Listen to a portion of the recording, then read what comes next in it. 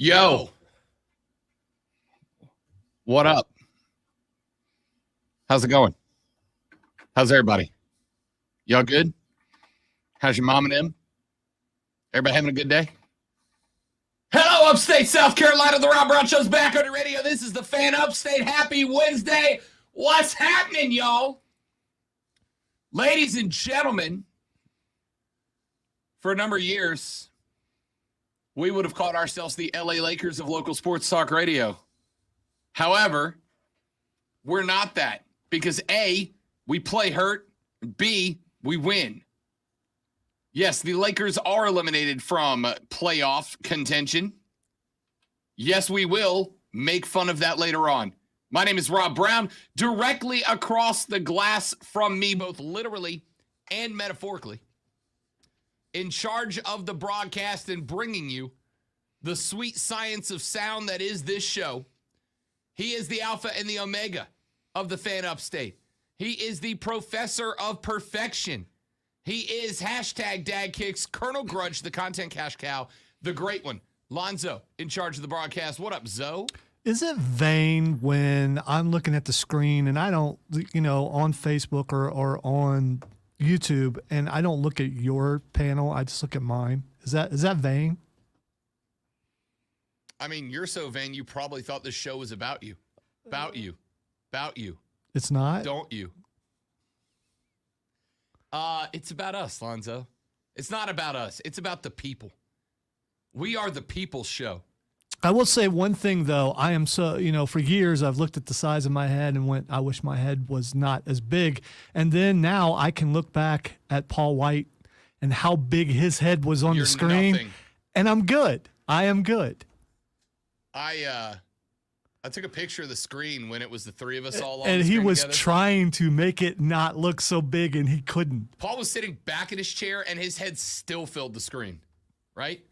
Which he thought was hilarious. But oh, yeah. He at one before we came on the air laughed about it. He's like, I'm trying to sit back so I don't fill up the screen with my bleeping big head, but I can't get a good angle. Paul knows that he's a wrestling guy. He knows about lighting and angles. Paul's working to get his enormous melon not to fill up the screen, and he couldn't do it. Hey, Rob, not only did we interview Paul White a couple weeks ago, we interviewed Arn Anderson yesterday. We did. And Friday on the show, well, technically you and I are going to record the interview tomorrow.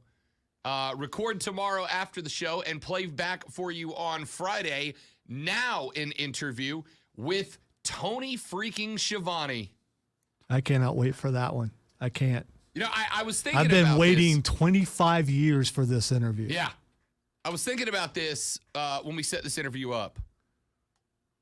I was thinking about the fact that I think I might be. I was super excited to talk to Big Show / the Giants / Captain Insano / Paul White, right? Because I've been a fan of that guy for literally 30 years. And little did we know that it would put us, on the map. Yes, everywhere. Yeah, we hit every dirt sheet, right? I was excited to talk to Paul White because I have been a Paul White fan since I was a kid. Then when I got to college and found out we were fraternity brothers, I was more excited. I love Paul White. I've been a fan forever. Schiavone's big for us because Schiavone has my dream job, right? Like, I am past the point in my life where I could go, I think I'm going to be a professional wrestler. I'm not, right? I slept wrong the other day, Lonzo, and had to take the elevator to the second floor. Didn't DDP start wrestling around your age? I think he was a touch younger. Okay. But also was in shape. I doubt DDP had a morning at 31 where he went, I sneezed and I threw my deltoid out of position. I don't think he had that role. I'm at a point now, I did a wrestling match when I was 27, 26. And I was in the ring, Lonzo, for all of the better part of about 2.5 minutes. And after about 2.5 minutes, I woke up the next day ready to die. I was in so much pain, all right? So I don't suspect that at 37 and at the age in which if I sleep the wrong way, I go on the 10-day IL, I don't think I got that in me. However, what I know for a fact I could do is be the guy that goes into the ring and does the interviews and sets up wrestlers to hit their spots and hit their promos and maybe even occasionally take a bump for the LOLs. I think Tony Schiavone might have my dream. Tony Schiavone and Pat McAfee have my dream jobs right now, right? McAfee maybe even more. But Schiavone's been doing it throughout the history that I've watched wrestling. So I'm pumped about interviewing Tony Schiavone because, with Paul White, when you ask him about wrestling, I'm asking him as a fan, right? I'm asking you as a guy who's watched you on TV for years, and I'm asking you as a guy that's just a wrestling fan. With Schiavone, I'm asking him as a fan, but I'm also asking as a guy who's in that field, who's been there, who's done that, and now I get the perspective on what I do from an icon of what I do, which kind of increases my interest in that. So we'll record that interview tomorrow afternoon with Tony Schiavone. We will have that interview for you coming up on Friday at around 11:20. But knowing Lonzo and I have a problem when we do interviews that are recorded, in that what is supposed to be a 12 to 14-minute interview turns into 48 minutes, So it'll be around 11:20 we'll start that interview on Friday. Pretty pumped about it. Yeah, and there's something else we can do. If it would go long, we just make that into a podcast with some exclusive content that you won't get on the air. Correct. We did it with Big Show / Paul White / The Giant / Captain Insano. We'll do it with him. I missed a moment yesterday, and I feel pretty bad about it with Arn Anderson because turns out he and I have the same birthday. You got your thing that you got with Paul White about being a fraternity, but Arn Anderson and I share the same birthday, and I missed that. Really? Yes. How about that? Exactly 10 years apart. You are 10 years older than Arn Anderson? Absolutely. Can't you tell? Ladies and gentlemen, let's get into the show. We got a lot of stuff to talk about, a lot of stuff to get into on the day today. We got a Masters preview coming up for you later on. I'm going to give you the top 3 guys I think will be in contention on Sunday to put on that green jacket. Dan Snyder has made the only Cardinal mistake that may very well finally get him booted out of the National Football League. We now know what the U.S. men's national team's schedule will look like heading into the World Cup. We're going to break that down, and I'm going to tell you, I'm not a huge fan. Listen, we knew it had to be this way, right? We got the CONCACAF Nations Cup coming up between us and the World Cup. Not a ton of world-class competition, and that is bad news for the Americans. I'll explain why later on in the show. Yesterday, we talked very briefly about the fact that the Carolina Panthers brought Malik Willis into the HQ for a visit. Did that mean that they were tipping the signs just a little bit? Malik's the guy. I said yes yesterday, but maybe not, because now we find out that the Carolina Panthers are bringing all 5 of the top guys expected to potentially be first-round quarterbacks into HQ over the next week. Malik was the first of them. Now, I think him going first still says something, right? But clearly at this point, it looks like Carolina's going quarterback. It's a good move to bring in multiple guys so you're not telling everyone, hey, this is who we're going after. That way you still have leverage if you want to do some wheeling and dealing on the first day of the draft. Yeah, I think that there's something to be said for that. But I think the other angle is with teams moving around. So we saw the trade between the Saints and the Eagles the other day, right? So basically what happens is the Saints give the Eagles their first-round pick next year to acquire the Eagles' first-round pick this year, and the Saints end up sending them, like, I think a second and a third as well. So the Saints give up a second and a third day or 2 third days in order to trade this year's first-round pick with the Eagles' first-round pick next year. So the Saints have 2 picks in the first round. And the speculation is, could this mean that the Saints are going to then package their 2, because they got 2 in the first. I think it's, it's 16 and 18 the Saints have now. So could the Saints package those 2 into a early round first and move up ahead of the Panthers, there's talk the Saints might be now in on Malik. There's talk that the Falcons might now be in on Malik. The Falcons need a franchise quarterback, right? They don't have that right now. I like Marcus Mariota, seems like a good guy, but he does not appear to be a franchise QB. So the Falcons might be interested.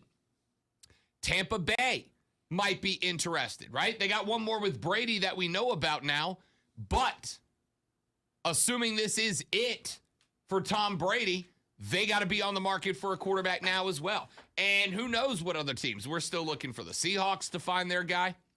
There's a handful of other teams that have QBs up there in age. Green Bay, they've already drafted a quarterback to be the next guy in line. Might they do it again and ship Jordan Love out on a trade? The point is, there are a lot of teams. 4 weeks ago, we went, this QB draft class is not great, right? It's good, but it's not great. We've seen significantly better quarterback draft classes come out over the past decade and a half, 2 decades. It's an okay class. In fact, I think in a lot of years, Malik Willis is probably a mid to late first round guy. But because this draft class is so thin, and because there are so many teams that either need a franchise quarterback or will need a franchise quarterback in the next year or two, it is not unreasonable to think that there will be some teams that start to angle to jump ahead of Carolina. And if they do, and they snag Malik. Well, I'm looking at the draft order, and the first place where a quarterback should come off the board is number 3 for Houston. Maybe, but they like Davis Mills, the long neck one. Well, if they do like Davis Mills, there's a chance for that's the first opportunity for someone to move up, probably. And this year, more so than it, I think there are, 4 or 5 teams with multiple picks in the first round. Here's what I think is going to happen is Bill Belichick's going to get involved and end up with 10 picks in the first round. That's what's going to happen. I think that they said they were going to concentrate on the draft. He's going to end up with 10 picks. You know, all those picks that the Pats have been stockpiling for the last 10 years, they're just unleashing them all. At picks 1, 4, 7, 9, 12, 13, 17, 20, 24, and 27, the New England Patriots are on the clock. Look, if somebody jumps up ahead of Carolina, which again, I don't think it's unreasonable to think of as a possibility. If somebody jumps out of Carolina and they take Malik, you need to know who the next guy is, right? I think that's part of the reason that they brought Ben McAdoo in to be the offensive coordinator. We talked about this when they brought him in. I said when they brought him in fact, I'm going to pat myself on the back and sound like one of those Delta Bravo radio dudes for a second. When they brought in Ben McAdoo, I believe that I was the first cat in the Carolinas that said they're going quarterback, right? We had Rashad Beard on the next week. I said, Shad, they bring in Ben McAdoo. Ben McAdoo is known as a guy that knows how to evaluate quarterbacks in the draft. The Panthers could use that guy. If Darnold's not the guy, and most of us think he's not, could we see Carolina go quarterback? And Rashad in week 1 went, I don't think so, man. We got too many other needs. And then a week later, Shad said, I think you might be right. I think you might be onto something. And since then, the conversation has gone less from will Carolina draft a quarterback to which quarterback will Carolina draft. I told you that when they hired Ben McAdoo. I think that's why they brought him in, right? Statistically speaking, as an offensive coordinator, he's been good. So it makes sense you'd want a guy to replace Joe Brady that has had experience and success at that position, and McAdoo has. But there were other guys out there that have had similar levels of success at that position. So why was McAdoo the guy? I think McAdoo was the guy because he helps you draft a quarterback. You want to do that. But in order to draft a quarterback, you've got to be prepared to know, you got to go in with a power ranking. Our first choice is Malik. Our second is Kenny Pickett. Our third is Matt Corral. And go down the line. Because the unfortunate part for Carolina is if the draft opens And if the Detroit Lions do not go quarterback, which, by the way, as bad as Jared Goff was for them this year, do they pull the sneaky card, right? Everybody's talking about them taking Aiden Hutchinson out of Michigan, Kayvon Thibodeau out of Oregon, a pass rusher, a defensive interior, exterior guy.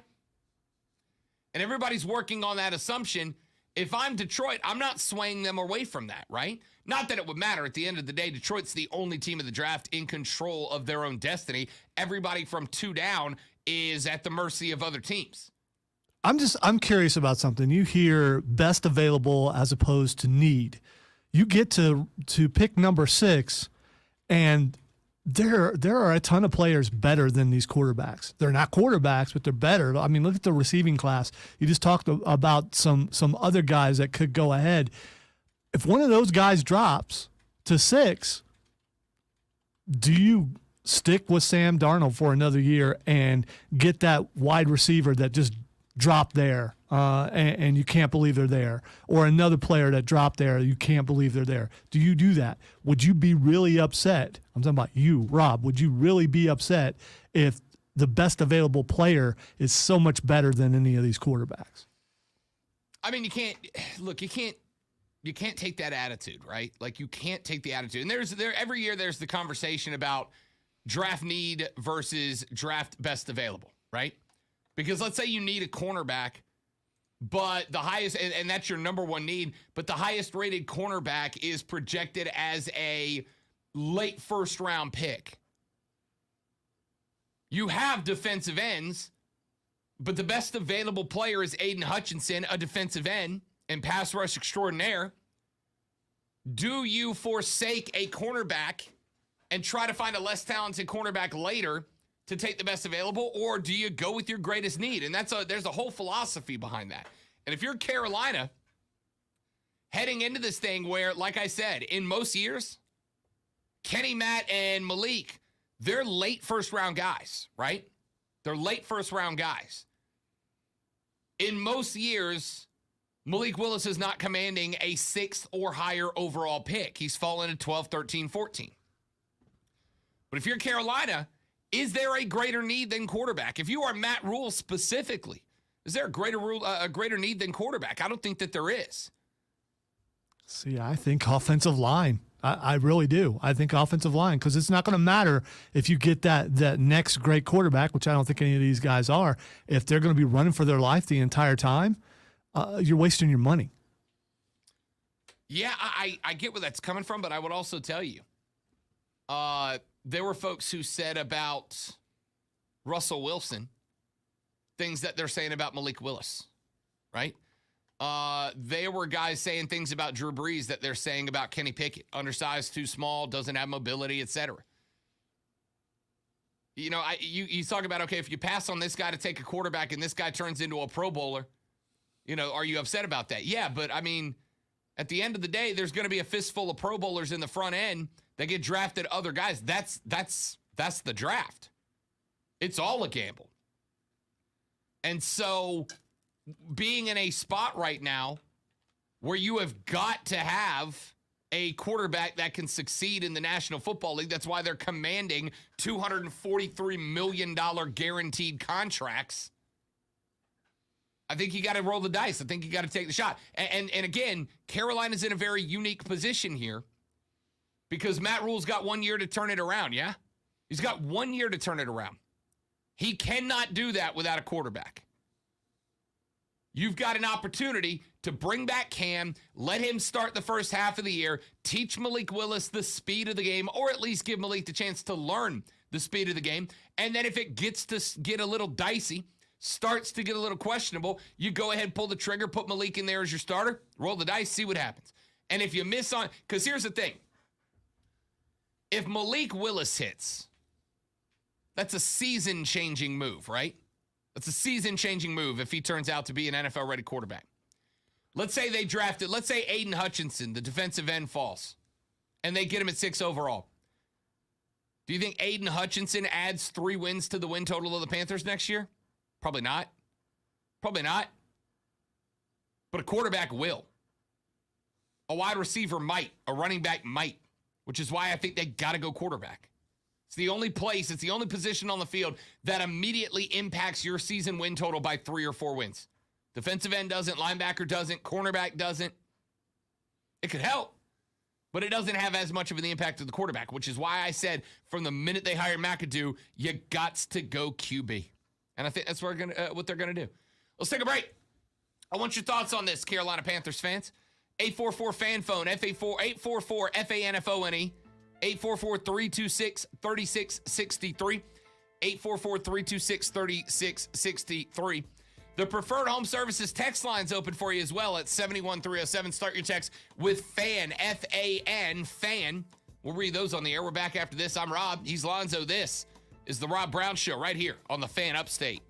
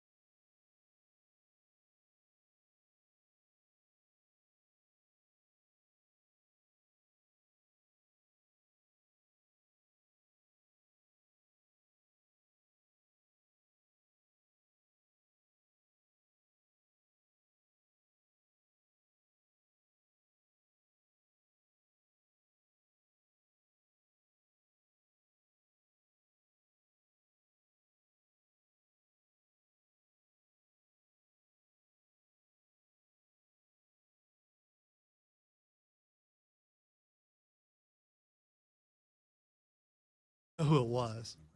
It was Mark.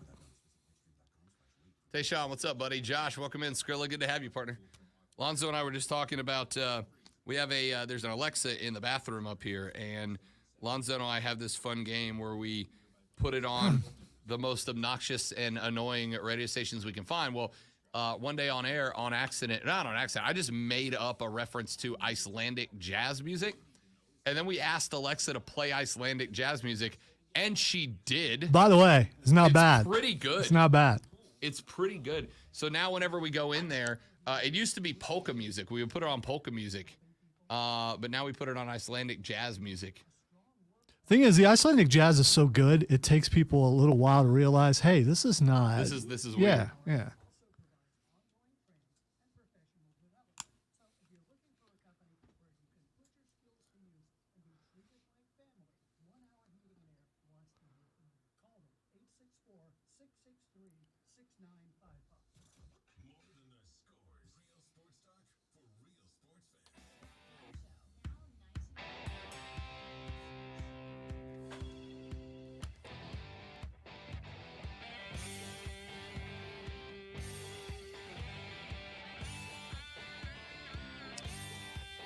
All right, ladies and gentlemen, the Rob Brown Show rolls on. Did you just jump?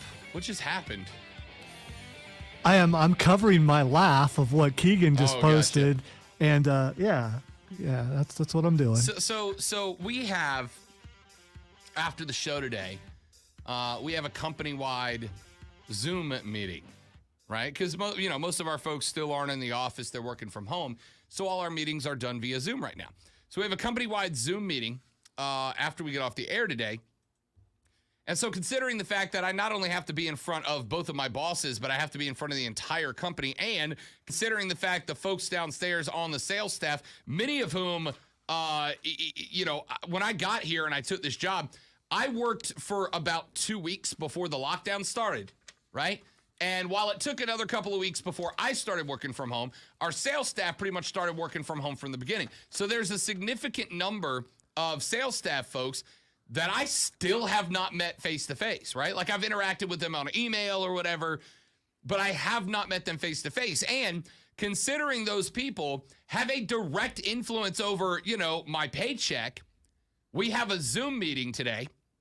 And I was like, all right, let me put on like a nice collared shirt and a matching hat. So I rocked the pink and baby blue dress shirt, and then the baby blue Dollywood shirt, because I went to Dollywood for the first time, and it's an incredible place, and Dolly Parton should be the queen of America for life. So I went to Dollywood. I got the baby blue hat, matches the pink and baby blue shirt, and Keegan said, I love the hat-shirt combo. Looks like Rob is headed to a deacons meeting down at the local Baptist church. You know why I'm laughing is because it's very, very accurate. That's why I'm laughing. Because now I'm envisioning you down there leading the deacons meeting, which is so weird, and you've probably done before. But I could dress up and do what you're doing, but I got this thing on my lip, and there's no getting around that. And so I think I'm just going to press my face up close to the screen the entire time. Yeah. Here's my question, and I'm not asking this like some people are gonna take offense to it, but I don't mean it as offensive. I mean it genuine. So I grew up Catholic, right? And so I was in church on Sunday in Catholic church. Are the Baptists the one that have preachers that preach like Scott Stapp? Open your Bible to page 32. There are many different degrees of Baptists, but right? Yeah, there are some that do that. Okay. Yes, there are. Like every time you hear a comedian talk about their experiences in a church, and they do preacher voice, they all go to this voice. And I've heard preachers do that for real, but I don't know who they belong to. Deacon meetings aren't like that though. It's more of a fellowship type thing, organizational. Got organization. But you dress up, but you don't dress up too much. Like a pink and baby blue shirt and a matching Dollywood shirt. Well, actually, most deacons, what you're wearing, that's what they wear every day. So then they have impeccable fashion sense. Yeah, and I commend them. Yeah, and you haven't broken out the pink since we went to the new time slot. I really haven't actually. Yeah. The purple hoodie hasn't made an appearance in the new time slot either. Yeah, it's a little. I think you're working your way into the loud that will come later. Yeah, well, you You got a whole new audience of people. It's like when I got here, right? The first like 3 or 4 weeks that I got here, even when I started working from home, every day on the air, it was like a flannel dress shirt, a nice hat, trimmed beard, like professional. And then after the 12 to 3 people got used to me, it's like, yeah, no, I wear hockey jerseys and beanies most of the time. So there's that. I just got to redo that for this audience here, too. You know, you got to maintain some level of professionalism long enough to trap the suckers into listening to my show and then spring on them, hoodies and basketball shorts, kids. That's professionalism at its finest. See, here's the problem. You're dressing up for a Zoom meeting when most of the people on that Zoom meeting will not be wearing pants. We know that. I saw a video the other day of a meeting between 3 people that worked for like a bank or a corporate office of some type. And there was a guy on the right side of the screen and his kid opened the door on the Zoom and he, not thinking, jumped up to go kick his kid out of the room. And when he jumped up, he showed that he was suit and tied from the waist up and he was absolutely rocking basketball shorts from the waist down. The other guy and the gal on the meeting were like, nice shorts, John.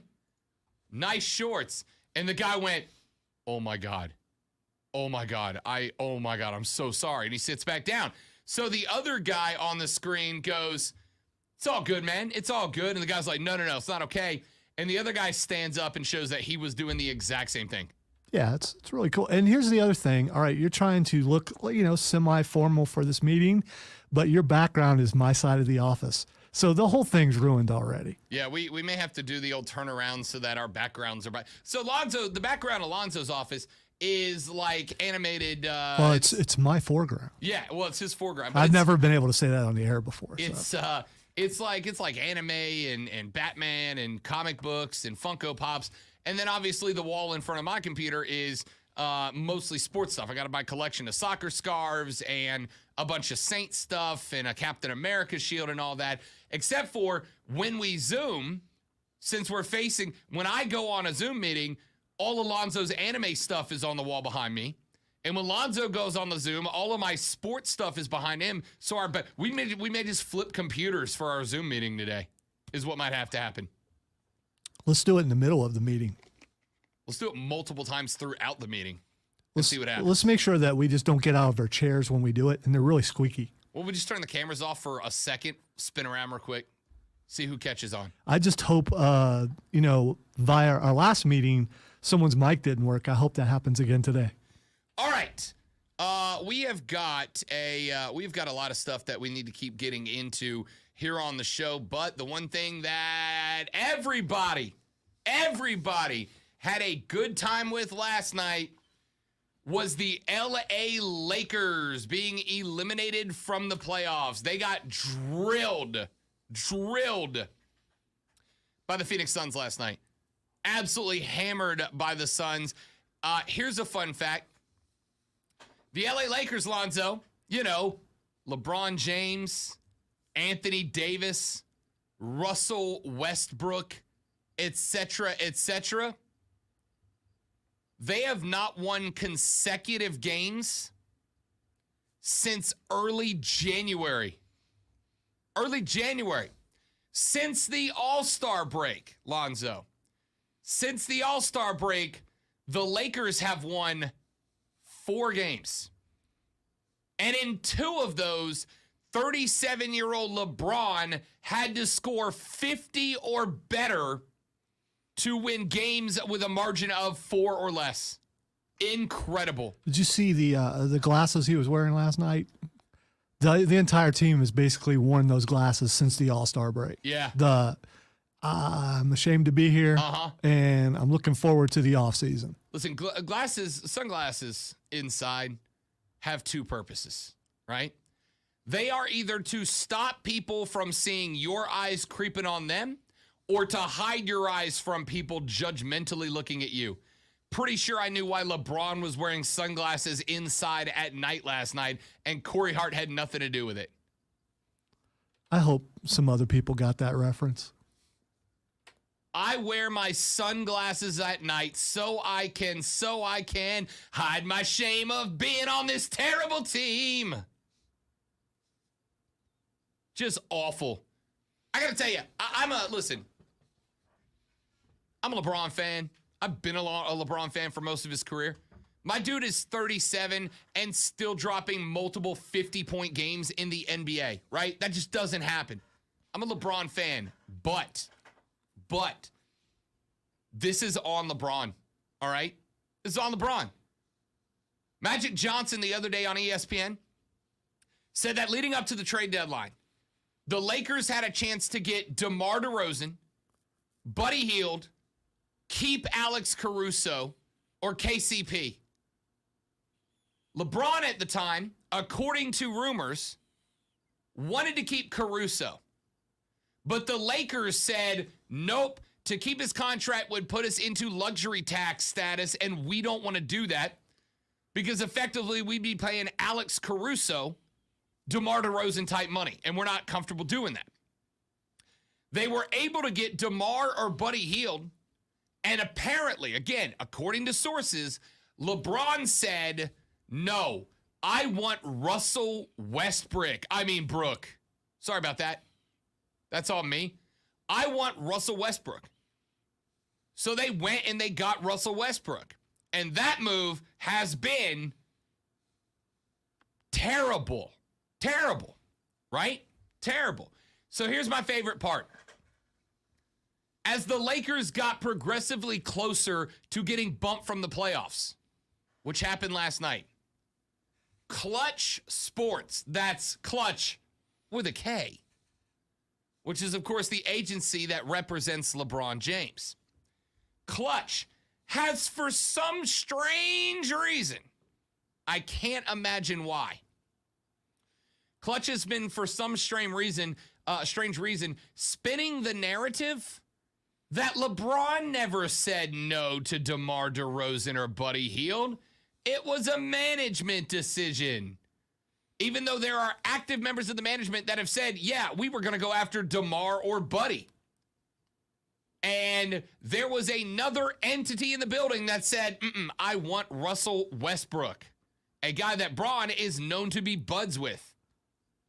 I'm a LeBron guy, but I put this at his feet, right? I put this at his feet and the broken ankles of Anthony Davis. And as a former Pelicans fan, let me tell you, I take great joy in watching AD get his butt whooped on the floor last night, and great joy in watching AD walk off the floor sad and beaten because his Lakers are terrible, because he and LeBron thought, yeah, I know how to run this team. And that failed miserably. Is there a chance that maybe it falls somewhere in the middle, that some of it's LeBron's fault and some of it's management's fault, and each of them are throwing shade on the other? Is that a possibility? Is it a possibility that wasn't all LeBron, that some of it was management choices? And it's weird that Caruso would have been better than Westbrook. I think Caruso would have helped this team. People sell Caruso short. That dude was good, and also hustle monster. Yeah. And there was chemistry between he and LeBron. Yeah. LeBron always has this one guy who's not the big superstar, but there's a connection between the two. They know where each other is always on the court and can throw long passes, can do all that kind of stuff. That was Caruso for him. For the record, the Lakers did not lose out of the playoffs because they don't have the talent to be a playoff team. The Lakers lost out because this team has zero chemistry and zero hustle, right? Last night against the Suns, they get down by 15-17 in the third quarter, which is the point where I expect an NBA team to turn on the afterburner and try to catch back up. Nope. They were bad. There are like two guys on that team that look like they tried last night, right? There is no hustle on the team. I said that 2 weeks ago. When they were giving Luka a triple-double midway through the third quarter. I said, this team's got no hustle. This team's got no pride. If I was the Lakers, I'd fire everybody, maybe LeBron included. That's embarrassing. But for the rest of the league, It's not embarrassing for the rest of the league. It's hilarious. It is hilarious. Let's take a break. We'll come back here in just a minute. Text line is open. Preferred Home Services text line is 71307, 71307. Start your text with FAN, FAM. We'll read them on the air. Phone line's open too, 844-326-3663. Give us a buzz. Jump on the air. Back after this. My name is Rob. He's Lonzo. This is the Fan Upstate.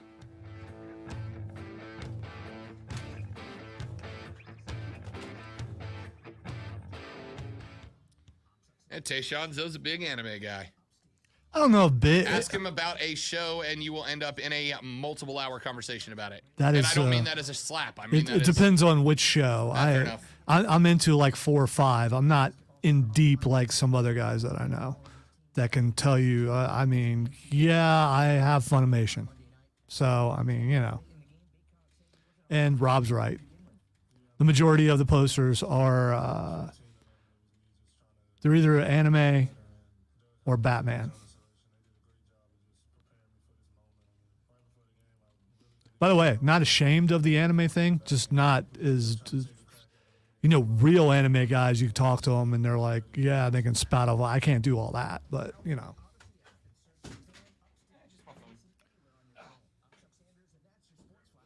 Dragon Ball, Dragon Ball Z, My Hero Academia. Loved Gundam back in the day. Speed Racer was my first anime. And I am 500 and something episodes into One Piece right now.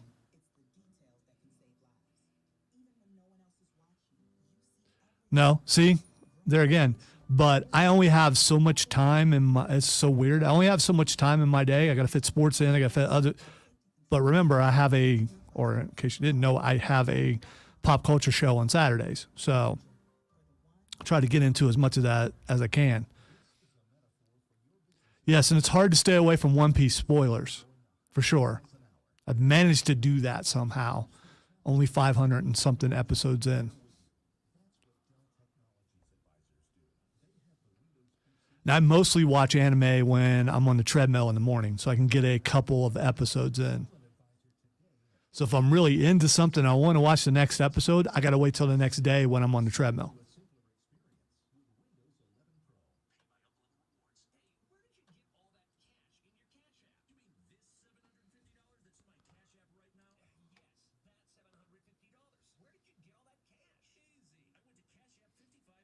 Wow.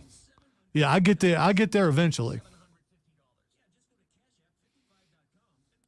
I am just where they a couple episodes where they've just come back to Sabaody after 2 years of training. So that's where I am.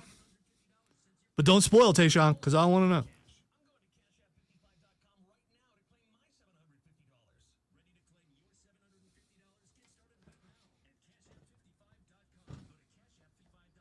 Oh, I can't wait. I watched it. It was on Toonami for a little while, and then it was taken off. And then my son got Funimation and noticed it was on there. I was like, okay, I'll start watching this. There's only over 1,000 episodes, and it's still going. Because when I'm on the treadmill, I like to find something that has multiple seasons. So then I, know it's going to take me a while to finish off the show. And this one definitely is.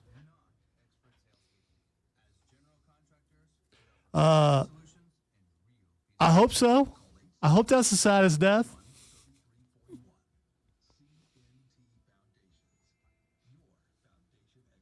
I will rank that up there with Krillin when Frieza killed him, which really, really bothered me.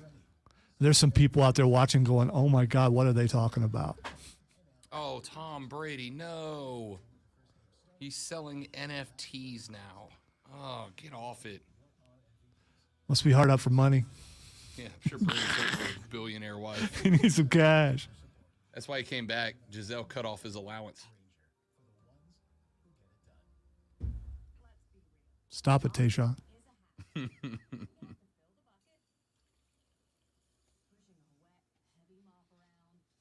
One thing I haven't been able, I've never been to an NBA game. I've been to Really? a preseason game. They actually had a preseason game in Greenville once, and it was Atlanta and Charlotte, I think it was.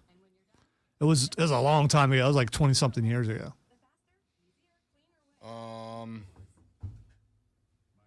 I mean, there's only 3 games left in the Hornet season. I would say we can go to one. We can go up to. There's next year. I mean, No, I had so many games and stuff I was going to go to this year, and I just went to none of them.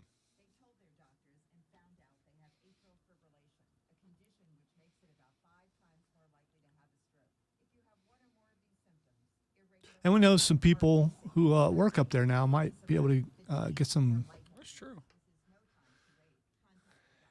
something. Not that I'm not willing to pay, but if I don't have to pay, there's.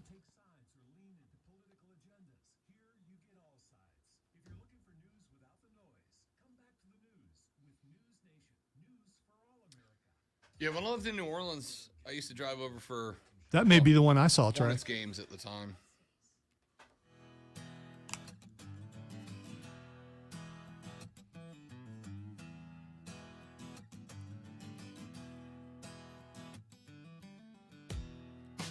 Oh, so it was only coming in on one. I thought my headset broke. Yeah, it got me a little bit too because it was sudden because I didn't play it underneath the liner. Yeah. And if I did, you wouldn't have noticed, and neither would I. But yeah, they had one instrument panned all the way to the left. So I was like, oh, crap. I finally did it. for For him, those of you that watch on the stream, I drop my headsets on the ground at least once a show, and I did it during the break. I was like, well, I did it. I finally did it. Been carrying these around for about 4 years, finally toasted them. Welcome back. The Rob Brown Show's on your radio. This is The Fan Upstate. Thank you for joining us, ladies and gentlemen. I am Rob. He is Alonzo. Check this out. We're not quite at robo-umps yet, but technology takes a step forward in the game of baseball, ladies and gentlemen. Get out of the way, old hats. Technology is coming through, whether you like it or not. Zoe desperately searching for the Terminator theme song.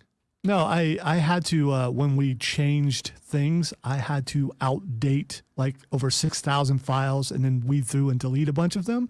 So I have to change the date on it. Gotcha. You want me to slow down so No, you can no, catch up no. with the Terminator theme song? You're right. The Terminator never gives up. So Okay, fair yeah. enough. Fair enough. Pitchers and catchers this year. This is going in this year. And by the way, opening day is here, right? It's baseball season, and baseball announced yesterday that starting this year, pitchers and catchers will have the option of using newly tested signaling devices to decide, there it is, to decide what pitches to throw in the upcoming regular season. MLB sent a memo yesterday advising teams about the approved usage of devices referred to within the industry as PitchCom. PitchCom is a device. It's like, you remember the old Nintendo Power Glove, Lonzo? Yes, I Remember do. Power Glove? It's like a small Power Glove, all right? It is a pad with buttons on the wrist of the glove hand, right? The catcher dials into that wrist watch with buttons on it, pitch and location that he wants the next pitch to be, right? So he gets down behind the batter, dials in on the wristband the pitch that he wants. Up to 3 teammates of the pitcher and catcher will have access to a listening device like the FBI has. And once the catcher dials in the pitch, the listening device will tell the pitcher, fastball, high and away. Curveball, inside. This is a shame. This is absolutely a shame for although we've been talking about how MLB needs to come into, the 20th century. 21st. No, they haven't. I get what you're saying. Yeah. They haven't made it to the 20th Yeah, century fair yet. This is akin to the coach calling a play for an NFL or college quarterback. This is not like the robo thing. It's the same sort of thing. So this doesn't bother me that much, but it probably bothers a lot of people, like that guy who's in the audience who you don't know is getting paid to steal signs. Now he has nothing to do. He has lost his job unless he's a good hacker. I mean, he could be a hacker too. Yeah. Oh no. Listen, there's going to be folks trying to figure out how to dial into whatever frequency that's broadcasting on, right? Oh, not only that, but it's not about stealing the sign. It's sending false signs. So you're making sure that pitcher is throwing the wrong pitch to your guy. MLB Chief Operations and Strategy Officer Chris Marinack said, quote, "It basically eliminates all need to create a sign system for a catcher giving signs. You literally just press a button and it delivers the pitch call to the pitcher. And what we've seen so far, it really improves pace of game," which of course it will, right? Of course it will. Instead of pitchers giving, because it's not just a matter of the catcher gets down and puts down one finger and then taps his inside thigh, but now catchers are having to create multiple signs and a tip sign, right? After I touch my inside thigh, the next sign is the sign we're using, and then flash different signs so that nobody, or they try to break up people trying to steal signs. Now they just go D3. And the fastball inside pitch is delivered to the pitcher and two of his teammates on the field so that if they need to respond appropriately in defensive alignment, they can do so. So the sign stealing guy, he still has a job because he needs to watch the catcher and watch him, over time. All right, he's pushing that first button. That first button is actually a fast pitch. When he pushes button 4, that's actually a curve. So well, the interesting thing is, so it's worn on the glove hand and it's worn on the inside of the wrist.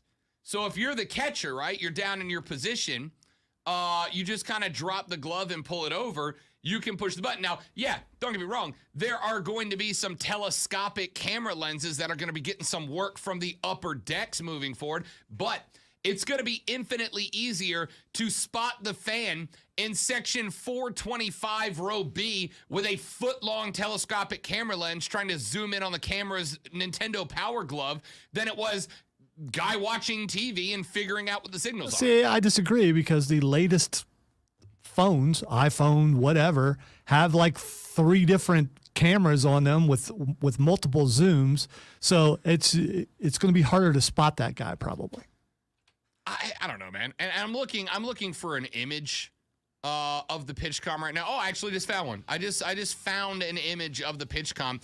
Lonzo, the controller's about that big. It's a rectangle shape, and it goes right there on the inside of the wrist, right? Like so the size of a pager. Basically, yeah. Okay. So you pull that thing in close to the chest. I think it's going to be difficult to get. But again, either way, it's still going to be infinitely more difficult to steal signs from. Which, by the way, you talk about disgrace to baseball. What was bigger than the sign stealing scandal, yeah? And also, it will speed up the game. I think it's great. Technology makes things better. Back after this on the Rob Brown Show, this is the Fan Upstate.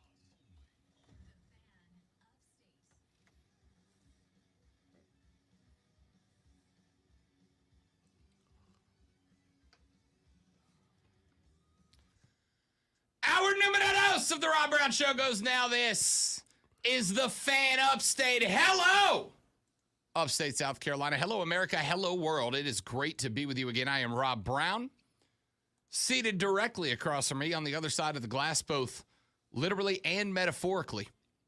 In charge of the broadcast, providing you with the sweet, seductive sounds that are the Rob Brown Show every day. The great one, Lonzo, is in charge of the broadcast. He is the one that will answer your phone call when you give it to us at 844-FAN-PHONE, 844-FANFONE, or 844-326-3663.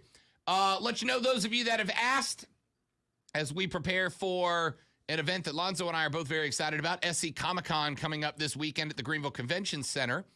Tomorrow, after the show is over, Lonzo and I will receive a phone call and do an interview with the great Tony Schiavone.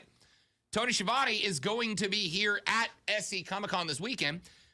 We will replay that interview for you coming up on Friday's show. It'll be one of the last things we do this week. We will play that interview with the great Tony Schiavone coming up at 11:20 on Friday. So go ahead and set your calendar for that as appropriate. Also, I don't know if she'll hear this or not, but I wanted to say thank you. I got a very, very nice email from a young lady named Shannon. Shannon wrote me an email late last night, and she said she has never written or called into a radio show before. She said, I call myself an all-around sports fan, but she said she's relatively new to it, said never played sports growing up, still don't, but I'm a baseball, football fan. I like all the sports. I will watch them if they're on, but I've gotten more into sports over the past few years. She said, I've even found myself listening to sports talk radio because as a single girl who's growing older, it's often hard to find people willing to answer your questions about things. I'm still learning about popular sports, and it's even harder to find someone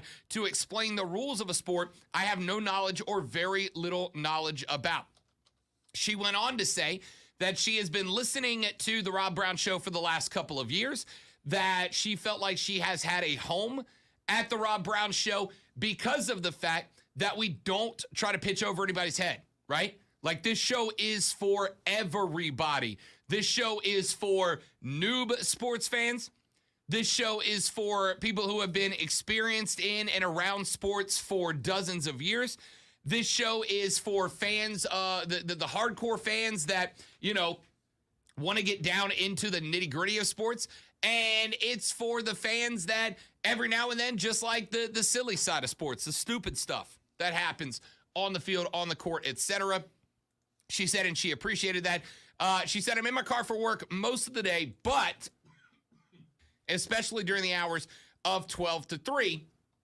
And that now with the time shift, that she finds herself listening to the last 30 minutes of that show. She said, you and Lonzo are a great team and have each taught me things over the past few years that I am very, very grateful for. Congratulations on your past year's award, and I hope you continue to collect many more. I guess this is a long, wordy way to say thank you and hope that you have much more continued success with the show. She said, I know there are other ways for me to hear the show at more convenient times. And Shannon, I hope that you will stick with it. And that is why we invite all of you to check out our website at thefanupstate.com. Thefanupstate.com. You go to thefanupstate.com, and right at the top in the middle, there's a button that says podcast. And you have multiple options once you click on that button. The first option is you can actually download and listen to all 3 hours of the show. Lonzo, every day at the end of each individual hour, goes through, cuts out the breaks, cuts out the silence, edits those hours down. They end up being what, Lonzo, about 35, 40 minutes or so? Yeah, and the first one's already up because I'm fast. Yeah. Every hour at the end of the hour, he edits out all the breaks from the previous hour, and he posts them in podcast form at our website. The other thing is, every day after the show, I go and I sit and I edit out the 3 or 4 best segments of the day, and I put those up in podcast form. But if you have not checked those out before, the other thing that I do is I edit those down for time. So we take out the intros and outros to the segment. We cut out any silence in the segment. It speeds it up in those segments. You know, we got 17, 12, 15 minute segments that are cut down to 7, 8, 9 minutes. So you can ingest them in smaller bites if you're in a hurry. So to Shannon and to everybody else out there, make sure you're checking out and that you bookmark thefanupstate.com. Make sure you go there and download the podcast segments. If you miss a minute of the show, you can get all 3 hours there. If you are in a hurry and you just want to hit the highlights, you can get the downloaded highlight segments and just listen to those. Yesterday, immediately after the show was over, I posted the Arn Anderson interview that we did yesterday morning. And so if you missed that and you wanted to go back and hear it, you can do so by going to thefanupstate.com. Go to the podcast section up in the top middle of the page, and you can download either the full hours or the highlight segments every single day, ladies and gentlemen. We do that for you. Shannon said, thanks again for all the sports knowledge and non-sports knowledge that sets your show apart and makes it better. I wouldn't change a thing, and I will do my best to try to keep up with how the show is doing. Signed, Shannon. Shannon, thank you very much. That email meant a lot to me. I can't even tell you. I get those emails every now and then. I got one that I actually have one taped to my computer monitor. I shrunk it down and printed it out and taped it to my computer monitor from somebody about 2 months ago, a grandmother, as a matter of fact, who said that she listened to the show every day, and she listened to the show in the school pickup line. And she said that she would listen to the show in the school pickup line. She said, even for a grandma like me who loves college football and not many other sports, she said the show is fast-paced, it's fun, it's energetic, and it goes off the rails enough that it keeps us hooked even when it's, even when it's not sports. She said in that over time, her grandkids would get into the car after school when she was picking them up from school, and her grandkids would start asking, what's Mr. Rob talking about today? What's Rob talking about? She said it has helped me and my grandkids connect over sports because they're not big sports kids, but they're starting to get into it because of the show. Got another email back during the quarantine when we were posting podcasts from a guy that wrote in and said that him and his pops, since they were quarantined, he said him and his pops would listen to segments together. And then they would talk about the segments, right? So they would listen to golf and basketball predominantly, but golf and basketball segments, they would both listen to them throughout the day. And then at night, they would talk about what we talked about on the show. He said, my dad and I have bonded greatly over that experience. Dude, that's what I want this show to be, man. That's what I want this show to be. I want this show to be a place where sports fans and non-sports fans and hardcore sports fans and newbie sports fans, I've always kind of styled it from the perspective of this show is designed to be what it's like when you're sitting down late afternoon at the bar on a bar stool, drinking a beer and just laughing about sports, right? You might sometimes get into a deep sports discussion about bets or positions or analytics, but most of the time you're just kind of laughing and having a good time. That's what we want the show to be. So to Shannon and John and all these folks that have written the show, I appreciate the kind words, but to all of you, especially those of you that are new to this time slot, right? We moved to this time slot, what, Lonzo? Actually, I think 2 weeks ago exactly, we moved to this time slot. To those of you that are new, that have listened to previous shows in this time slot, that tuned this on and said, who is this yelly loud guy that is in this time slot now? Welcome. This is meant to be fun, all right? I get to do one of the funnest jobs of anyone that I know. We get to do an incredibly fun job here on the show, so we want to have fun with it, all right? Keegan says, you don't have my text printed out? I'm hurt. Keegan, I see you like 4 times a week, pal. You just tell me these things to my face. If you are someone who is listening to the show right now and you have actually said, who is this yelly loud guy? I would like to meet you. All right. Let's get into a bunch of stuff that we need to. We talked about the MLB sign stealing prevention device in the last segment, and I shorted myself on time. Here's all I'm going to say about it. Technology makes games better, okay? It just does. And if you don't believe me, I want you to look at every other sport.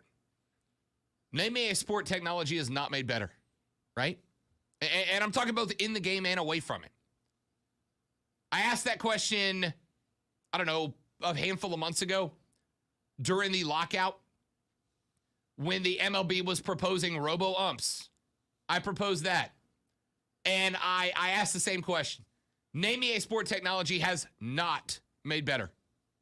Not made more competitive. Not made more fair. Not made more accurate.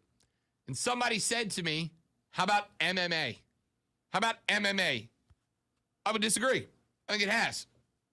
I think the technology that's been developed to train fighters, to get fighters into shape, I think it has made MMA fighters better at what they do, yeah? I think it has made MMA fighters better at what they do. I think it makes MMA fights more entertaining for us as fans. I look at football. I know that the instant replay rule has been botched like a lot over the past couple of years in college and NFL football. But tell me that instant replay has not created a rash of correct rulings on the field, making the games more competitive, right?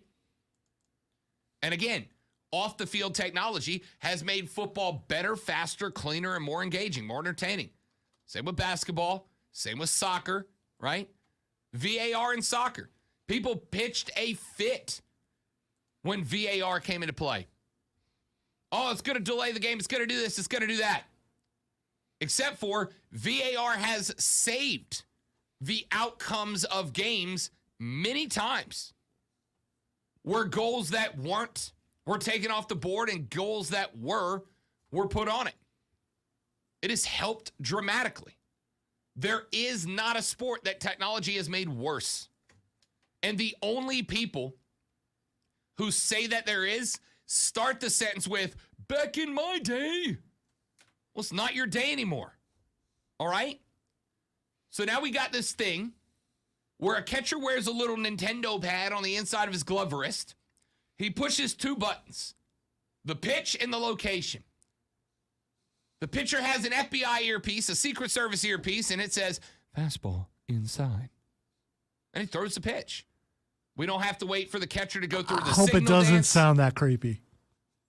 I hope it's just like Siri or Alexa, where you can change the voice to whatever you want it to be. So each individual pitcher gets to hear the voice he wants. Throw the inside fastball, sucker. There you go. I'm changing mine to Mr. T immediately. Hit him with the curveball, sucker. Love it when a plan comes together. It's good. It'll speed up the game, and it takes sign stealing out of the game, at least not without further technology. But again, it's an arms race, right? There may very well be another sign stealing thing where in 10 years we learn that the Houston Astros figured out a way to tap into another team's radio room and steal signals. Maybe. But for now, it's not there. It is going to make the game better, and I like it. Let's get Kevin in here before we run to a break. Kevin, hanging on the line. Welcome to the show, Kevin. Great to have you, buddy. What up, Rob? What's happening, fella? Hey, man. Not much, man. Hey, on your old commercials, right, there's something I've been wanting to pick with you for a long time about, man. Come on. Just because you in the South down here now, I've been wanting to argue with you for a long time about this. If you ever come to the South and order a hot dog, it automatically comes with chili on it unless you say no. No, Kevin, you just described a chili dog. That's not a chili dog, damn it. It's just a hot dog. That's with chili on it, therefore a chili dog. That's a chili dog, Kevin. Hey, we can go all day about this. It's just funny to me. But, right, let me tell you something. I love you to death, man, but did you grow up yelling, like, across the street to your friends all your life? Kevin, I have never been accused of not being loud enough, if that's what you're saying. I love it. Like everybody tell me I'm loud. Like, I actually got on with Keyshawn and them a few weeks ago, and Keyshawn was like, boy, he is loud. But when I get, so now that you're on your new time, right, so I get up, go to work, I'm getting myself together. So and I'm thinking it's who it is, right? But I get on, and you are automatically going ham at 9 o'clock in the morning. And I am losing my mind. Like, my dog, Rob, is on here. So I wanted to get loud with you, Rob. I'm like, tell him, go, get him, and bring it back. So, hey, bro, I love you to death, man. And I know my dog's sitting there with you. Like, I'm going to turn the volume down on this dude a little bit. But, hey, man, when you look at your picture on the thing, like, this dude, big smile he got going on, you does not think this dude is about to come out that loud. But when you let them 15 come out your system, bro, listen to him. It is something serious to me. Got my blood rushing right now. I love it. I love it. Kevin, my man, appreciate you, big dog. Thank you very much. That's awesome. My dude said Rob comes out the gate hot at 9 a.m., baby. And yes, it is a struggle to keep the fader in the right position sometimes. Well, and look, I recognize that, like, so this right here, and I don't think people believe me when I say this. Lonzo can confirm here. This is my normal speaking voice, right? Like, this is how I talk. It's like the old Dave Chappelle skit. No, I can't stop yelling. Haven't you seen my movies? Like, this is my regular speaking volume. I got to say, if you're going somewhere and you want to be subtle and you want to be sneaky, do not take Rob with you. Do not take Rob. And he doesn't have to say a word. He's still not, he's not a quiet person. He's just not. This is honestly my regular speaking voice, right? And I will tip you into the background. I have been wearing headphones for a job for 15 years. You know what my other jobs are? I play in a rock and roll band, right? I do in-ring commentary for boxing and MMA events, right? Where I got speakers in every job I do, blast noise in my ear hole. I will acknowledge that I am probably, last time I saw a doctor, I was about a 75% hearing capacity. I'm sure that has gone down. Okay, so this explains some things, and I should know this already because I've worked with enough radio guys who are have trouble hearing. First of all, turn your headphones down. Second of all, there are times in the office where I say something and you just do your fake chuckle, and I know you didn't hear me. So I will say it again because I know you didn't hear me, and I'll say it a little bit lower each time because I know you didn't hear me. And now I'm going to have to do it more going forward. You're not the only person. Yeah, this is normally how I talk. Now, I also acknowledge if I get quiet, it means I'm mad, right? Like if you ever hear me start talking like this, if I ever drop my voice down, if I ever drop my volume down, if I ever start talking like this to you, I am pissed. I am mad. This is my mad voice. I get calm. I get quiet. The bass shows up a little. That's my mad voice. This is how I normally talk. That being said, I also know I yell a lot, so thanks for that. And Kevin, you and the texter who said, I am with Kevin. You give me a hot dog without chili mustard and onions. I am fighting you. That's what I expect on a hot dog. Well, then you better order a chili dog because that's a chili dog. This is like that fire that you think you got it taken care of. It's down to, you think there are no embers left. You already poured water on the thing. You think it's done, and suddenly, boom, explosion. It's back again. Come on, people. It's a chili dog when it has chili on it. So yesterday after the show, I get a ping on the phone. You have been tagged in an Instagram post. Like, all right, because I don't use it. Like, I've got Instagram, but I don't really use it that often. I'm a Twitter guy. So I'm like, let me see what this is about. And I've been tagged in a Instagram post by Stack's Original Restaurant. So right away, you're like, uh-oh. Yeah, I know where this is going already. And sure as hell, it's a picture of a chili dog with the tagline, come on by and get a hot dog today. So I texted the lady friend, and I'm like, yo, I'm going to get a hot dog, right? And I go in, and the plan was, and I couldn't do it, because Stacks was there and I didn't want to get fit. Stacks may very well fist fight me over this. Yeah. My thought was, I'm going to go in, I'm going to order a hot dog, and when it comes out with chili on it, I'm going to send it back.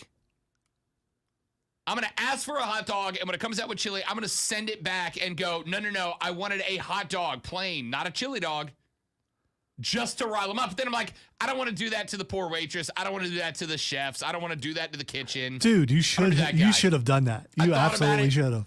I was going to send it back and say I asked for a hot dog, not a chili dog, right? But I couldn't do it. So I got a chili dog. But so Stacks comes out after a few minutes. I'm sitting at the table and I'm having lunch, and Stacks comes out and I went, hey bro, chili dogs are banging today. and he grabbed the chair, AC Slater style, turned it around, sat down in the chair backwards, and was like, "This is a hot dog." And I thought we were about to go. Thought we were about to go over a hot dog v. chili dog debate. Ladies and gentlemen, a hot dog with chili on it is a chili dog. And don't hit me with what I know most of you are thinking, which is, no. Chili in a bun is a chili dog. No, that's a sideways sloppy Joe. There ain't no dog in chili on a bun. Yeah. That's just a sideways sloppy Joe. All right, so if you think a chili dog is chili in a bun, you need help. You absolutely need help. That's just weird. Sideways sloppy Joe. That's all it is. Without a it's doubt. A horizontal sloppy Joe. By the way, also, I want to thank Kevin, because I've now gotten 4 texts so far referring to me as that big smiley dude.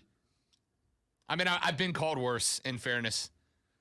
King says, going ham at 9 a.m. needs to be a tagline. Concurred. It's written down, Keegan. Quit trying to do my job. Texter says, damn commies don't like chili on their dogs. No. I love a chili dog, and I prefer a chili dog to a plain hot dog. I prefer what you guys call a hot dog, which is a chili dog. I prefer that to what a hot dog actually is, which is bun, wiener, condiments of choice.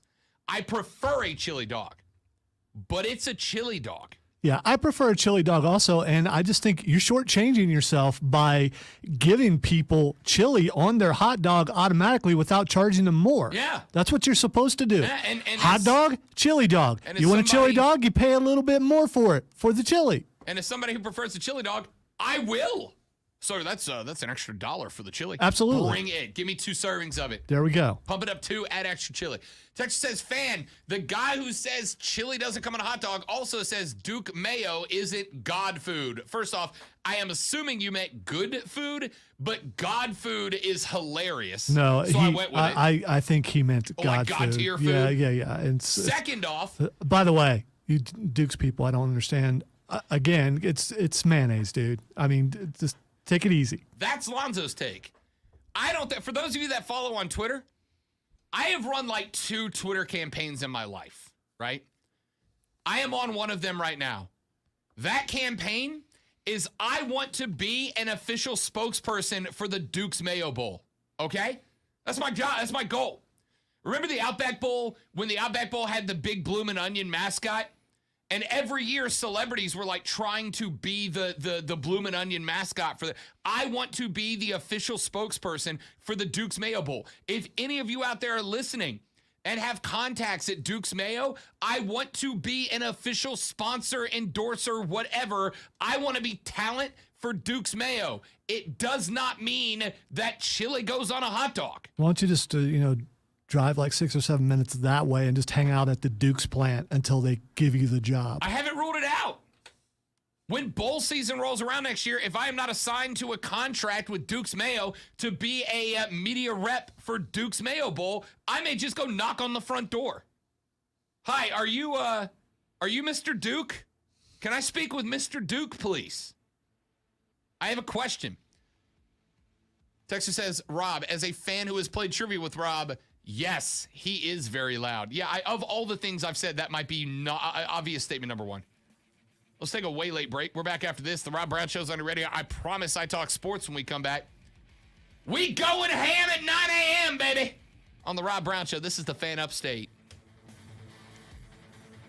Prisma.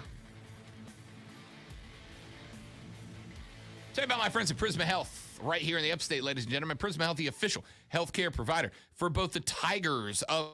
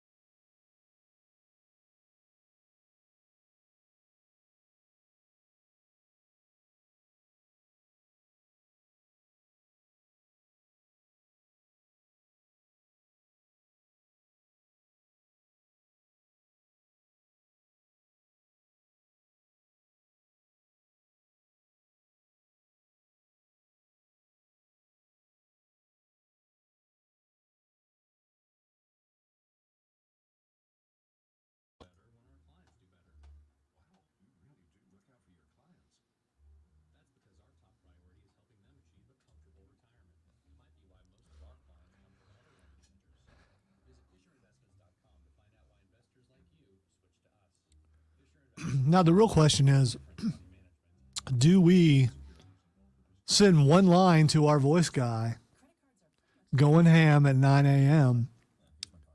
and add it to the intro? Now, I didn't make the intro, but I'm willing to put that in there if our voice guy is willing to do that. What's that? But if he's going to say going ham at 9 a.m., we're going to have to get some, and dude's got some You gotta pipes. have a flare on it. Oh, no, dude's got some when he wants to. Yes. If you ask for it, he'll bring it. I mean, he's got killer pipes. If you, I've heard him do some stuff before.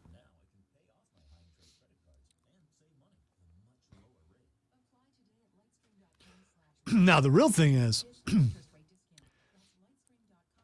maybe we could get Tony Schiavone to say it tomorrow when we record Tony Schiavone. Would that work? Tony Schiavone saying going ham at 9 a.m.? I don't know, but if you think for a second, I'm not going to ask him to cut something for Right. us. Well, yeah, we need to. We need to write out a line. Just, hey, can you say, like, I hate to ask, but can you say this for us on the show?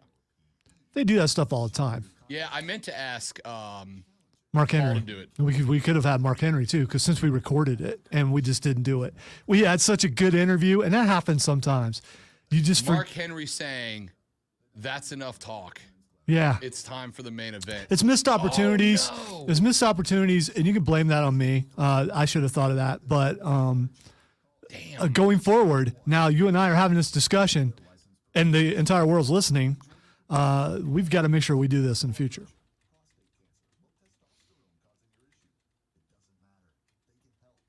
We also need to start working on replenishing our sports stars saying you're listening to the fan type stuff, since we're Yeah, now the I fan.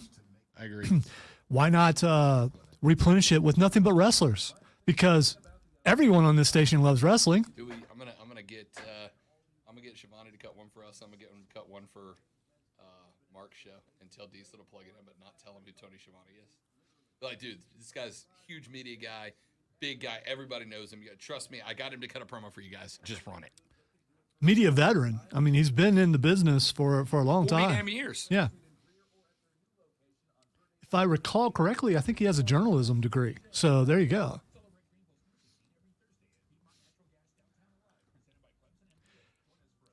And we're also going on the belief that Mark's not watching right now. I think he'd go for it. I think he'd love it. I'm talking about Mark Ryan. He could be watching right now. We don't know. That's true.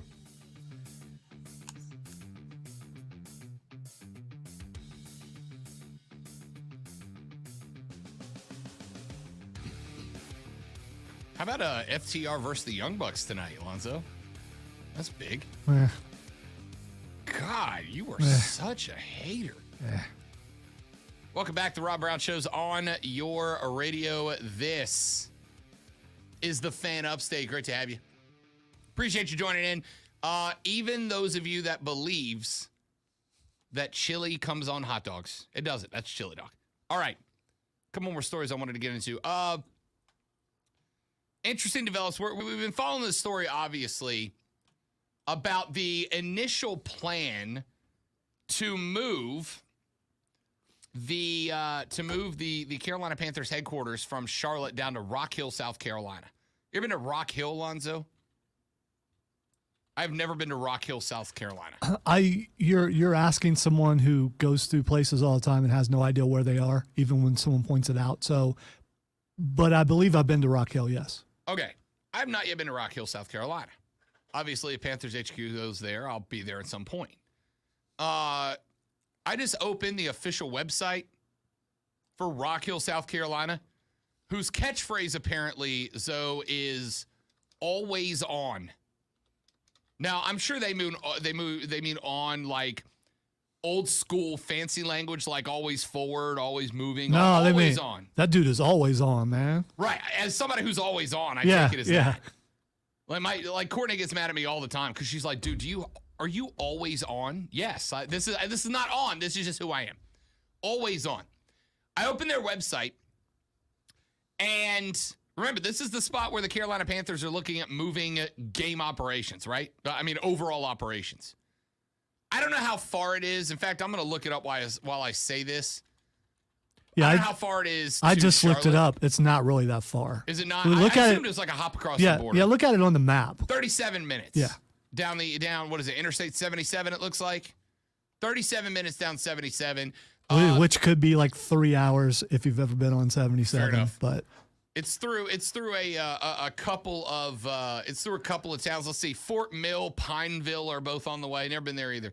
Anyway, I open up the website for Rock Hill, South Carolina, and this is not a dig, although it's going to sound like one. This is not a dig, because this is exactly the kind of town that I lived in. this is like, let me be honest with you. Yeah. You're saying the same thing. This is not a dig. Yeah, it's Not a dig. It's a dig. It's not. It is. But I open the cityofrockhill.com website, and the first thing that pops up as their like prime highlighted thing, Zoe, and for the record, it's not a dig because I respect this.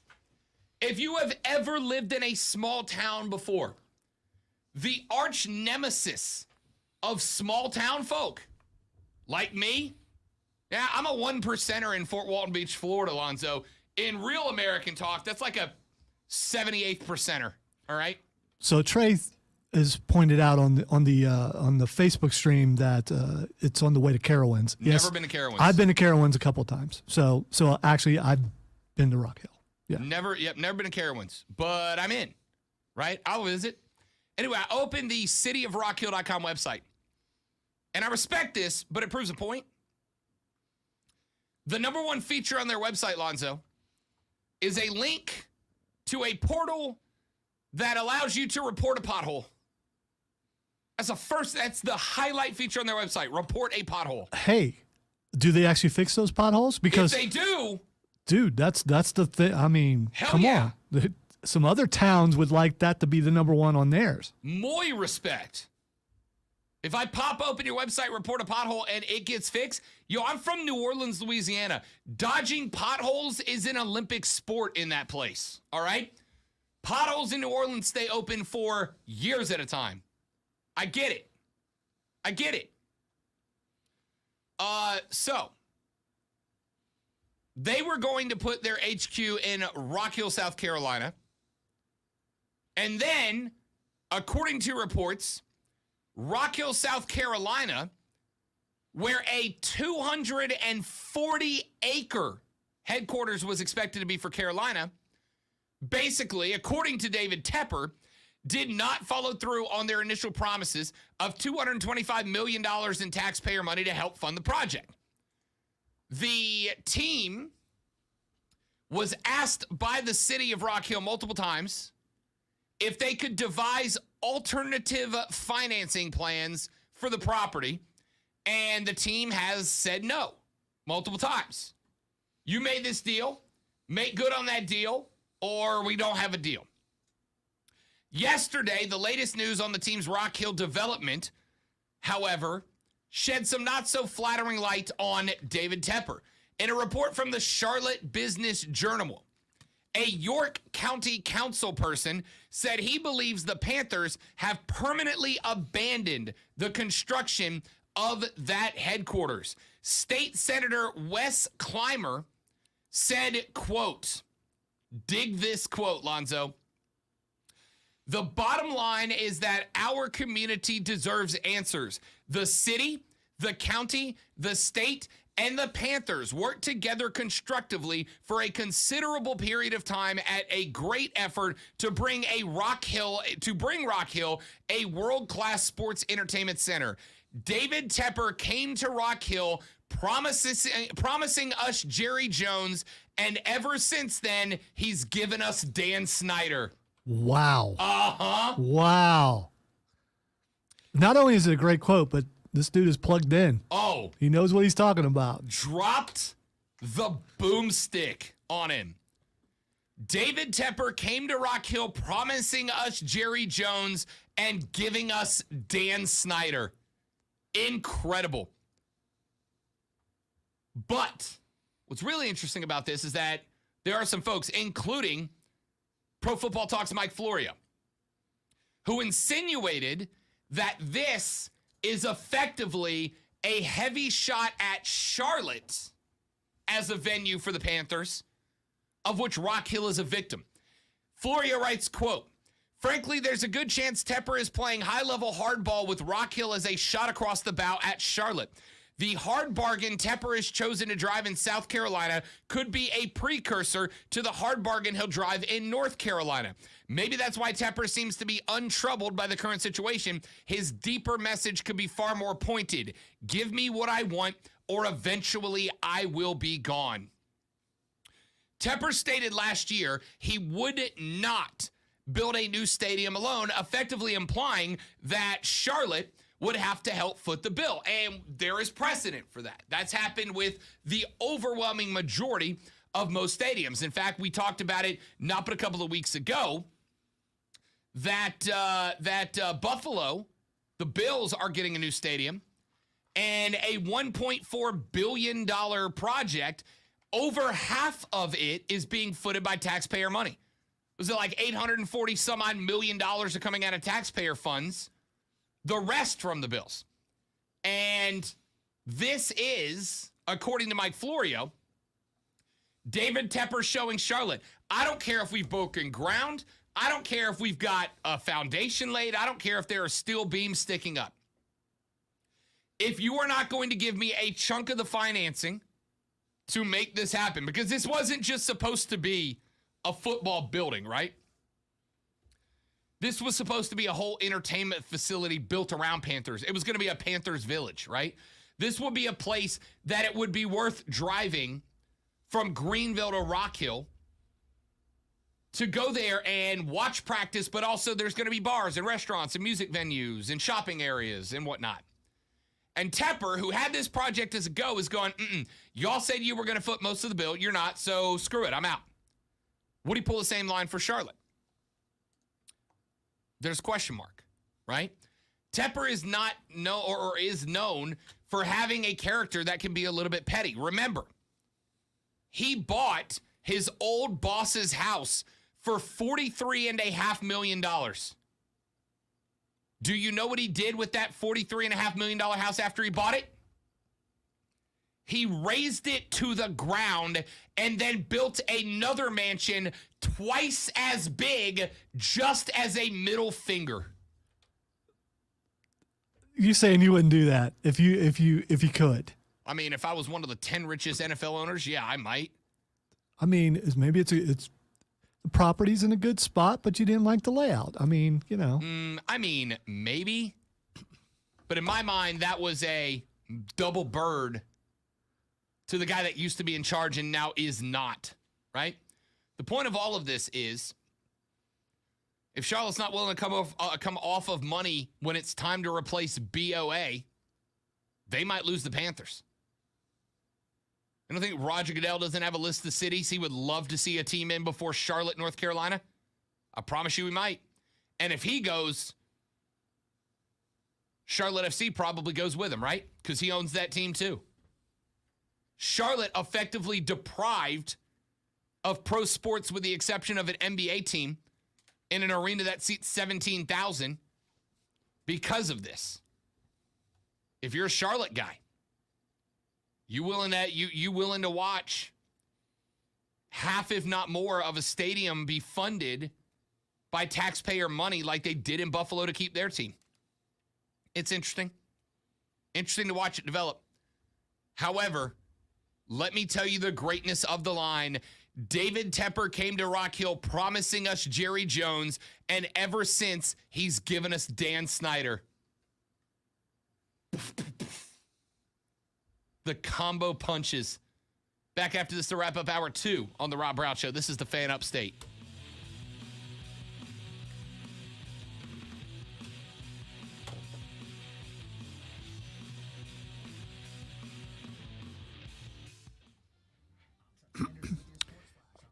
You know, that's really Charlotte, home of the cornhole championships. I did not know that. Which is really cool, Keegan, but I still haven't played cornhole. So I still haven't. To me, that's like the PC version of horseshoes. We don't want anyone to get hurt, so here's some beanbags. Are you ready for me to tell you, Lonzo, that I'm going to fix that problem for you? That's fine. Because I was told yesterday by the big boss that in April, we will be doing an on-site remote from Hall of Fame Sports Grill. Okay. And when we do said remote at Hall of Fame Sports Grill, they have a dedicated cornhole area set up outside. Is this for the draft or something, or is this? No, this is just a regular show for. Okay. I don't know what the day. Well, it's in April, It's so. for our community service day. Oh, Since okay. we're on the air. Steve just wants us to go do a remote, and he's going to have the whole staff come by and So wait, we're doing the show from Hall of Fame. Okay. And then Well, I'm thinking we're setting up the you'll be Comrex. doing the show. Hopefully, I'll be going with you'll you. be there. I'll figure it out. Yeah. But we're going to set the Yeah, because Comrex you're the up. one who figures that out. Okay. We're going to set the Comrex up in a place that we can do a round of cornhole while we are on the air. By the way, I want to point out that I'm not opposed to cornhole. It looks like it could be fun. I've just never been in a position or been with people who actually played cornhole, and that's the reason why I've never played it. And it wasn't big when I was growing up in Ohio. Not even sure it exists in Ohio, but it wasn't. It didn't exist when I was there because I'm like old. Okay, that's 100% not true. You may not have experienced it when you were there, but it did not exist. I had never seen cornhole before in my life till I moved to South Carolina. But it's also a bar sport. Okay, well, that might have something to do with it. I'd never heard of it until I moved to South Carolina. Troy says at Carowinds entrance, there's a spot where you can take a picture while standing on the state line of North and South Carolina. I was hoping the new Panthers complex would be like that, 2 states, 1 team. I think that's why they were talking about, at least on a PR state, Trey, while they were putting it in South Carolina, right? So they have their HQ in South Carolina, but they play in North Carolina. You got both states represented. If he pulls out of this over, a few $1 million in tax money as one of the 100 richest people in America, he's going to tick a lot of people off. NBA Power Range, you guys accept. It's a 4-year extension.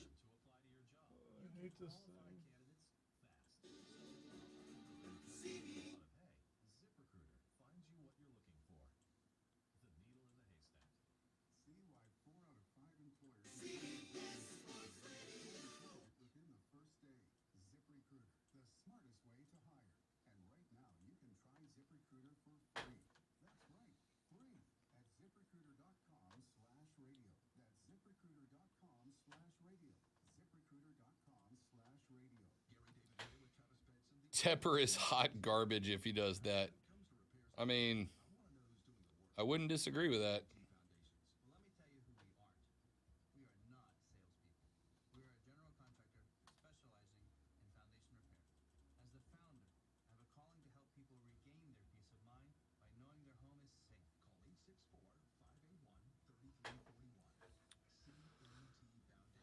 All right, the not scheduling lives in the last break lasted for a while, but they're back. as you've noticed today, it's not because we've got in the last break of the last hour. I did not check that. There is one in the last break of this hour, which is what I was about to tell you. You got QC Kinetics in the next break. And if I recall, I believe there might be one in the. No, there isn't. So we're good.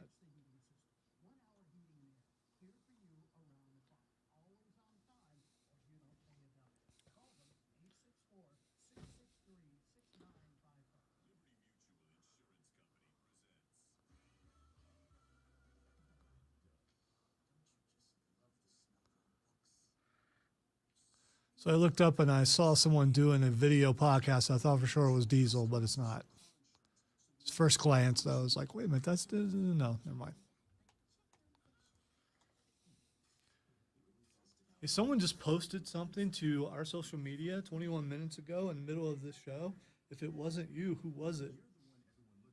What's it about? Something Clemson. Probably Rob Jones. Okay.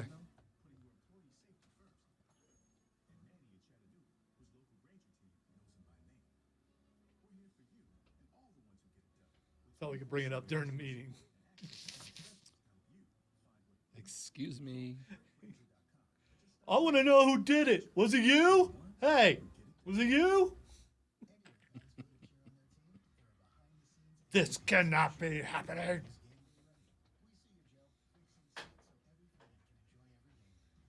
And you're gonna die if you don't. If you do not lean up in that chair, you are really. You're going to. We will witness your death. Yep, the demise of Rob Brown will be broadcasted on air. It'll go from the revolution is televised to the execution is televised. It's not really an execution. It'd be more like suicide. The revolution. Because you know that you need to stop doing it, and that thing is. That's where I'm at right now. Do not. That's where I'm at right now.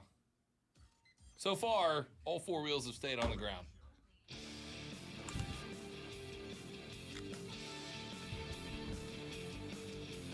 On the live stream, which you can watch at facebook.com/thefanupstate, twitter.com/the Rob Brown Show, or by searching the Fan Upstate, twitter.com/the Fan Upstate, facebook.com/the Fan Upstate. That's where the stream is. Or go to YouTube and search the Rob Brown Show.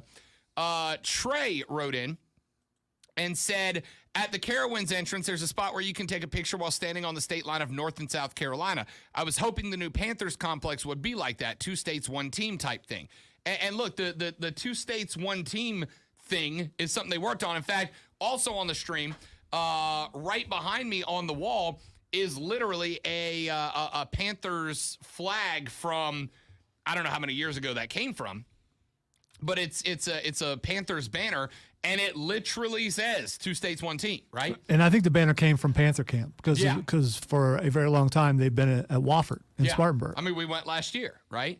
So that is a mantra that they put out there from the beginning, and I think a lot of people are going, yeah, I mean, you say 2 states, 1 team, but let's be honest, you're in North Carolina, right?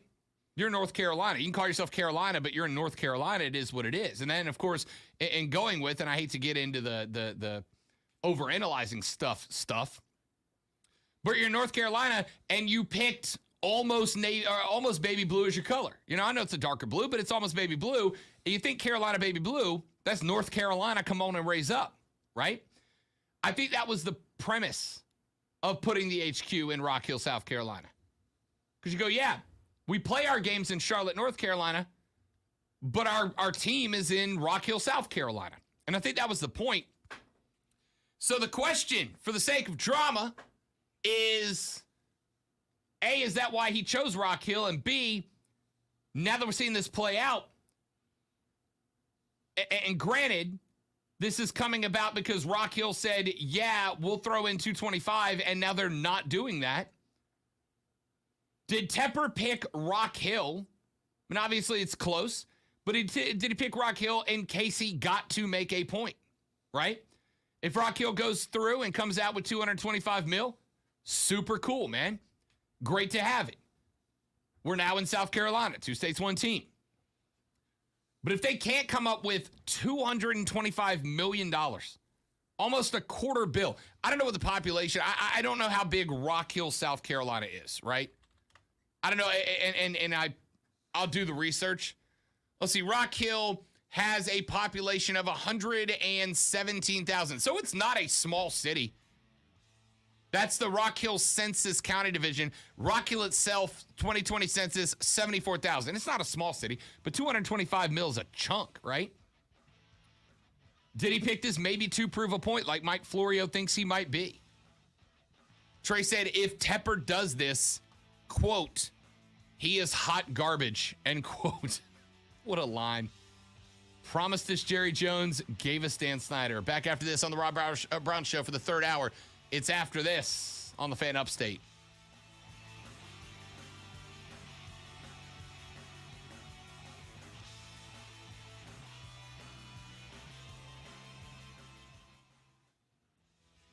Tell you about my friends at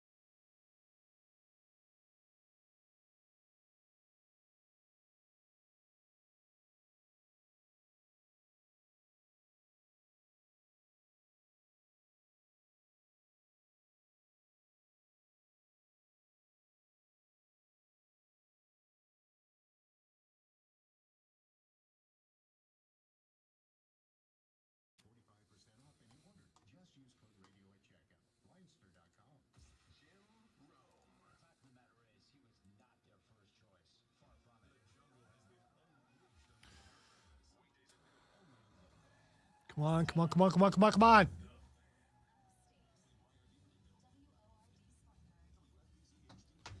Don't make me get out and push. Come on. There we go. Don't make me get out and push.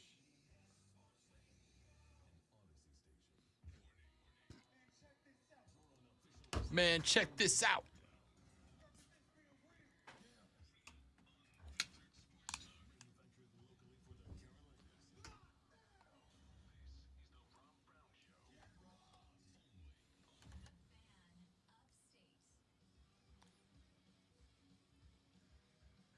Kevin. You know, I pitched a perfect week last week, Lonzo. Pitched a perfect week last Oh, week. you mean what I'm doing this week? Yeah. Is that what you're talking about? Okay. You went 3. I went 0 last week. Pitched a perfect week and blew it on Wednesday this week. Woof. Kevin, who called the show earlier, just found me on Twitter. He said, bro, we could argue hot dogs all day. We have done that. It does not make compelling radio, but it is important that you all know that I am right. Right? That's all that's important. All right. So, there are times when I feel like we're a team, and then there are other times I feel like you're being singular when you don't need to be. When you and I are unified on this, a we thing, it makes your point even greater, the fact that I'm there with you. That is correct. Let me tell you the only reason I say I. That's hurtful. I mean, the only reason I say I, you're right. It is selfish. I went full diva during the break. All right. I'll acknowledge it. I went full diva during the break. Yeah, they didn't hear it, but I did. The only reason that I say I is because I have been slandered in my personal life by people closest to me multiple times over this, right? Like best friends and life partners have slandered me to my face over this, have called me names, have been rotten to me because of my stance on chili dogs. You do understand you and I are Ferners here. So even though I've lived here nearly half my life now, we're still Ferners because we don't know how things are supposed to be and how they're done around here. Hey, boy, where are you from? You ain't from around here, are you? LA Lakers eliminated from playoff contention last night. AD, Bron, and the gang now headed down to La Cancun during the playoffs. Not even the play-in tournament. Let me get that banana boat going. I'm telling you. I'm sure. Let's see. Let's take a bet. I have not checked. Do you want to take a bet, Lonzo? Before I open it, do you want to take a bet that LeBron has sent out a "I promise we'll be better" tweet yet? I'm going to go with yes. You're going to go with yes. All right, let's open LeBron's Twitter here. Bron said, oh my goodness, he has not. At least if he has, I haven't seen it yet. Let's see. No, I'm not seeing it. I figured at this point, the last non endorsed tweet that LeBron has sent out was his April 1st super hilarious and definitely got us all April Fool's tweet that says, I'm out for the season officially, facepalm emoji, see y'all in the fall, crown emoji, deuces emoji. See, I thought that was real. I seriously thought that was fell real. for it. Did he play another game? Fair point, but he has to. No, I don't think that was an April Fool's joke. I think he really was done for the season. I mean, mentally he was, right? Like physically I'll be out there, but mentally I'm done with the season. LeBron has to play, I believe, if I read correctly, he's got to play 3 out of the last 4 games for the Lakers in order to be recognized for season accomplishments in any potential season awards list, right? Like he's still in the running for season high points, and he can get that. But all the other things that he would need to hit as far as contract incentives, he has to play 3 of the last 4 to get to the minimum games played in order to be considered a full season. So there's no shot that management goes, hey, man, you're hurt. Yeah, we're shutting you down. We're shutting you down. No. And then suddenly he doesn't get those incentives. GM cannot be shut down. He's got to play 3 of the last 4. I would almost, not only would I bet you that they go ahead and shut Anthony Davis down, I got to wonder at this point if Anthony Davis is a Laker next year, right? What an absolute bust AD has been for the Lake Show. They won a title with him, sure. But they won a title because Braun was doing Braun stuff, not because AD was doing AD stuff. Anyway, as it stands right now with the play-in tournament, over in the East, 7, 8, 9, and 10 go Cleveland, Brooklyn, Atlanta, and Charlotte, respectively. So wait. So the Cleveland Cavaliers are in the playoffs. 1.5 games ahead of the 8th place Brooklyn Nets. And the Los Angeles Lakers. I realize one's in the East and one's in the Yeah. West, but they do kind of have a tie with a certain person, you know. The Cleveland Cava LOLers are in the playoffs right now, and the Lake Show are not. That is correct. Cleveland's 43-37, a game and a half ahead of 8th. The Brooklyn freaking Nets are 41-38 and a game and a half back. Now, Brooklyn still could grab the 7th seed, but they'd have to win out, need some help from the Cavs. The Atlanta Hawks at 41-38 are a half game back as well, tied with the Nets, but the Nets have the tiebreaker over Atlanta. And the Charlotte Hornets at 40-39 are 2.5 games back of 7th place, but those 4 teams are locked. That is your play-in 4. The only thing left to be determined is the seeding. The Nets are the 8th seed over the Hawks because of the head-to-head tiebreaker. So if the season ended today, it's number 8 Nets at number 7 Cavs and number 10 Hornets at number 9 Hawks. There are 2 games remaining with the potential to impact play-in standings in the East. The Nets are at the Knicks today. 2 games remaining today. The Nets are at the Knicks at 7:30 tonight, and the Wizards are at the Hawks. If the Nets win this game, they will be a half game back of Cleveland with 3 to go. If the Hawks beat the Wiz, they will be a half game back of Cleveland, but they will also be effectively a half game back of Brooklyn because of that tiebreaker. Over in the West, as it stands right now, the Denver Nuggets are in the 6th spot, which is not a play-in spot, but they are 2 games ahead of the Minnesota Timberwolves. And again, for the record, the T-Wolves are in and the Lakers are not. That's fun. The T-Wolves are back of the Nuggets by 2 games. As of right now, the LA Clippers at 39-40 are locked into the 8th seed. The only question is going to be, is their first round opponent the Timberwolves or the Nuggets? Those 2 spots can be flipped. The LA Clippers are locked into the 8th seed. The New Orleans Pelicans, sans Zion Williamson, are in the 9th seed right now and have a 1-game advantage on the San Antonio Spurs as it stands right now. The Spurs could still take the 9 seed away from the Pelicans and drop the Pelicans down to the 10, which would create a situation where they'd have to go to San Antonio. But for now,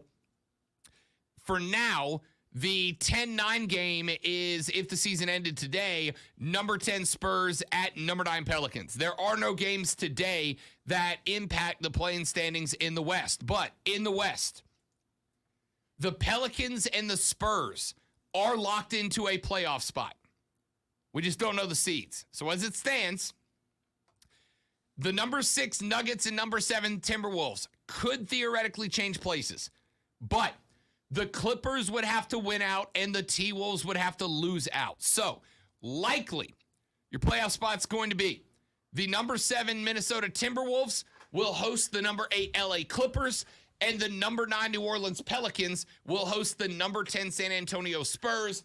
Although the Clips are locked in at 8. They can't do better. The Spurs and the Birds could flip the 10 and 9 spot depending on how their season ends up playing out.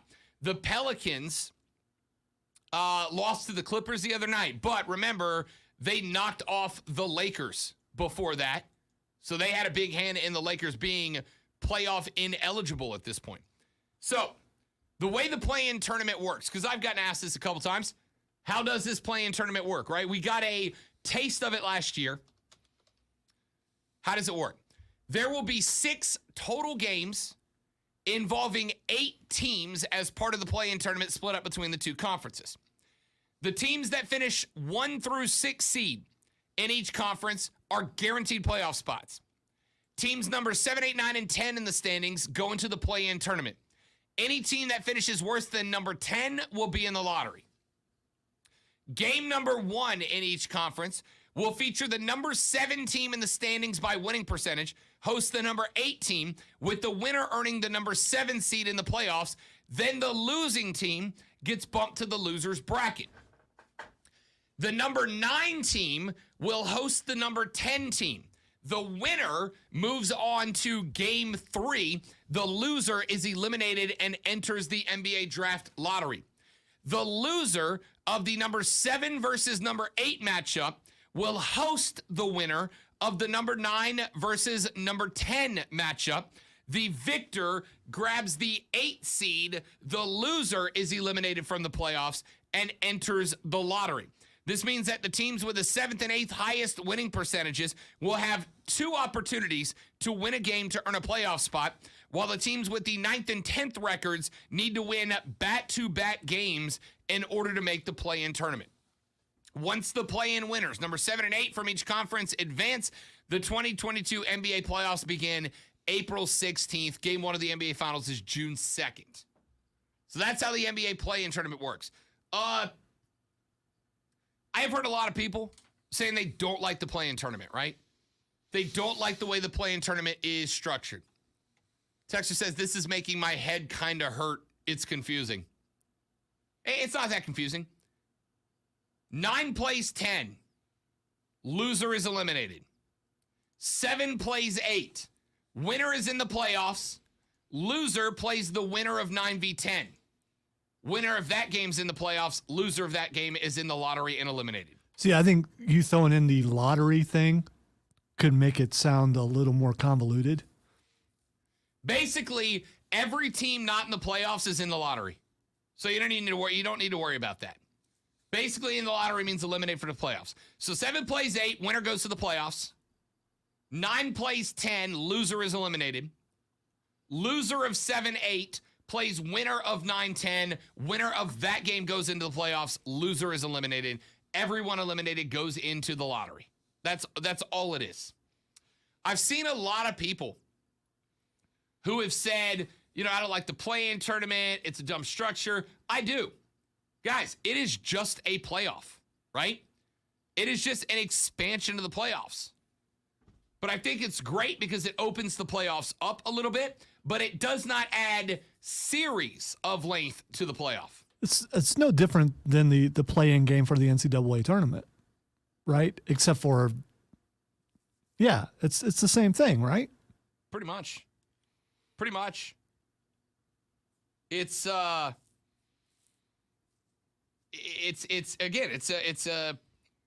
it is what it is, right? Like, it's an extension of the playoffs. It opens it up.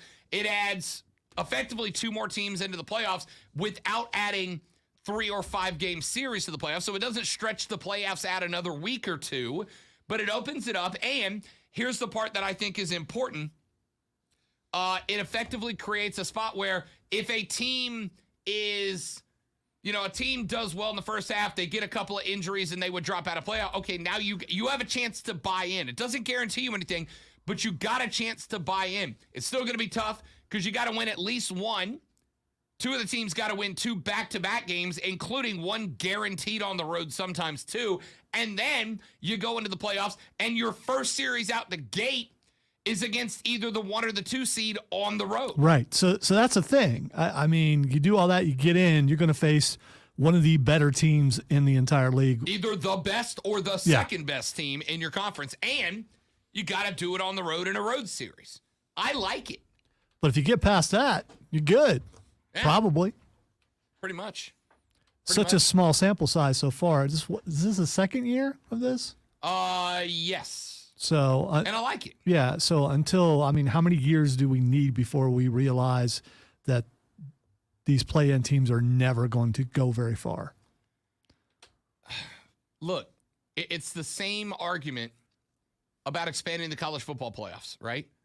Realistically speaking, if we go to 8 or 12, it is going to be once in the bluest of moons that a 7 or 8 or a certainly 11 or 12 seed ever actually wins the title. But March Madness is America's favorite sporting event for a reason. Which team in March Madness this year got talked about more than anybody else? The St. Peter's Peacocks. They were on the front page of every website. They were opening story on every radio show. You give them a chance, sometimes a team's going to have a little spark and make it happen. Why not? I like it. I think it's good. Let's take a break. When we come back, those of you that have not listened to us before and are new to this time slot, I forgot to do it yesterday. I know, Lonzo. Those of you that are new to our time slot, you are about to experience Lonzo's favorite segment of the week. When we come back, we play Faces and Heels, where Lonzo and I take a look at some socially ambiguous situations and try to figure out who's the good guy, who's the bad guy. That's next on The Rob Brown Show. This is the Fan Upstate.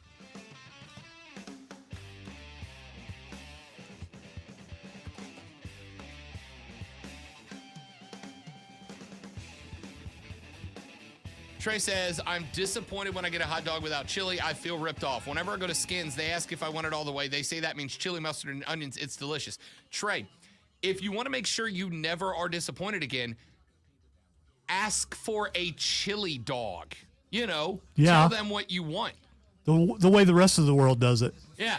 We had the conversation yesterday. We had the conversation yesterday about the lady friend giving me the worst sentence in the English language, which is do whatever you want, because it means definitely don't do that, right? This is the same thing. I don't want you to tell me what you want to say thinly veiled. I want you to just tell me what you want. And if you want a hot dog with chili on it, there's a very easy way to ensure that you are never disappointed. Just say, I'd like a chili dog, please. I got your back, Trey. I'm here to help. I'm here to make your life better, buddy.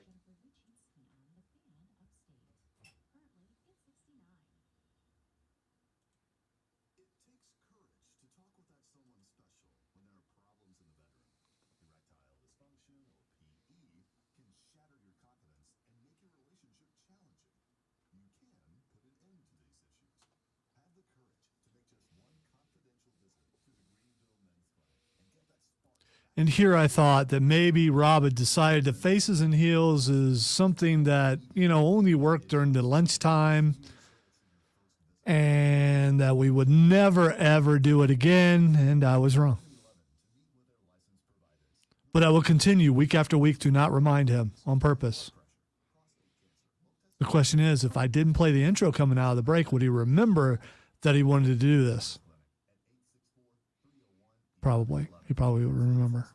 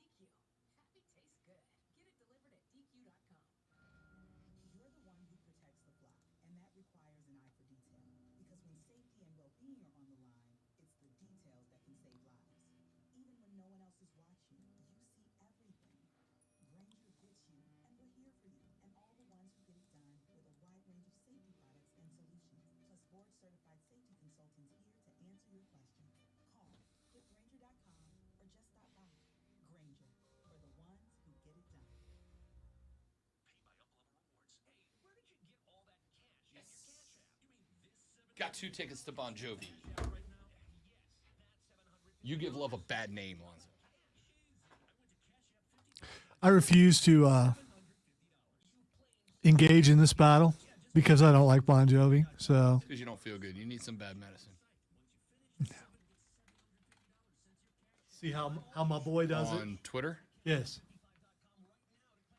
Your love is like bad man. Oh, yeah, I've seen this one before. Oh no! John Rahm's done it too. What? What is going on here? Oh, that's the toughest one yet.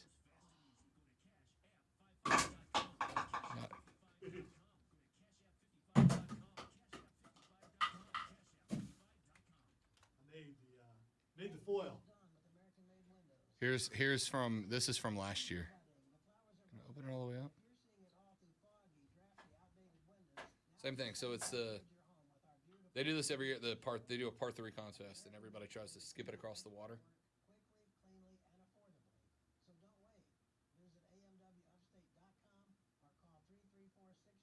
All the way to the back of the green. U-turns around.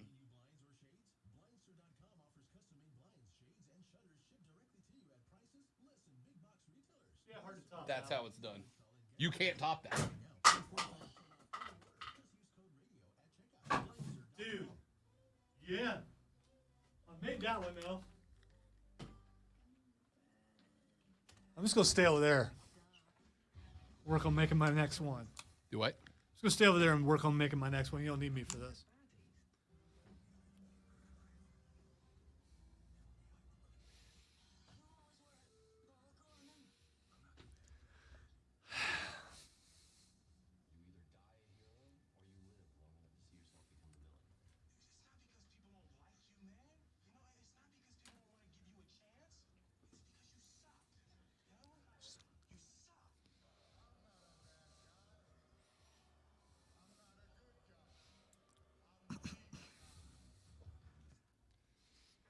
It is time for a little game that we call Faces and Heels.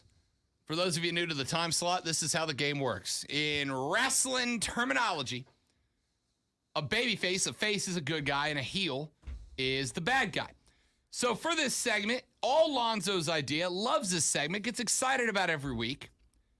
We look at some socially ambiguous situation where people have asked, am I the face or am I the heel? And Lonzo and I must pick a side.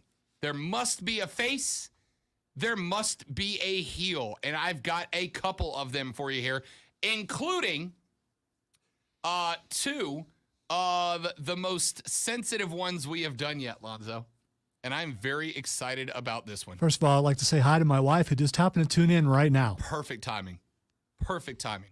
All right. 35-year-old woman, 37-year-old man. They are having a baby. Aw. Their first baby. Stop with your sarcasm. Some people enjoy that. Having a baby. I'm saying it's cute. You know, like I know a lot of people. They're a little older to be having a child, but that's Yeah, fine. that's what I'm saying. I know, like, I've been told in my life, like, oh, you're 22, you better have babies. No, man, I'm in my 20s. I want to be fun still, right? Anyway, they are pregnant with their first child. If you're listening for the first time, Rob is not in his 20s. He's talking about when he I'm saying was. when I was in my when he 20s, was in his 20s. a decade and a half ago. I'm getting my digs where I can. So, 35-year-old woman, 37-year-old male. They are pregnant with their first child. They say it's kind of a big deal for them because they have struggled with infertility, etc. And it turns out she's pregnant. Says that the husband idolized his grandfather, which Lonzo and I both understand, right? I idolize, absolutely. My grandpa was my hero growing up. I get it. Idolized his grandfather, who unfortunately passed away a couple of weeks ago right after they found out that she was pregnant. So she gets pregnant, and dude's grandpa passes away almost a week and a half later. Says, my husband is devastated, especially about the notion that his children will never meet their grandpa, their great-grandpa, who he adored so much. As such, my husband suggested that we name the baby after grandpa. Theodore If it's a boy, we name it Theodore, and then suggested if it's a girl, we name it Theodora. Here's the fun part. Their last name is Bundy, which means that if it is a boy, that child's name would be Ted Bundy. Yeah. And if it's a girl, her name would be Theodora Bundy. And the husband says, I would still call her Ted until she asked me not to. But she says, I said no.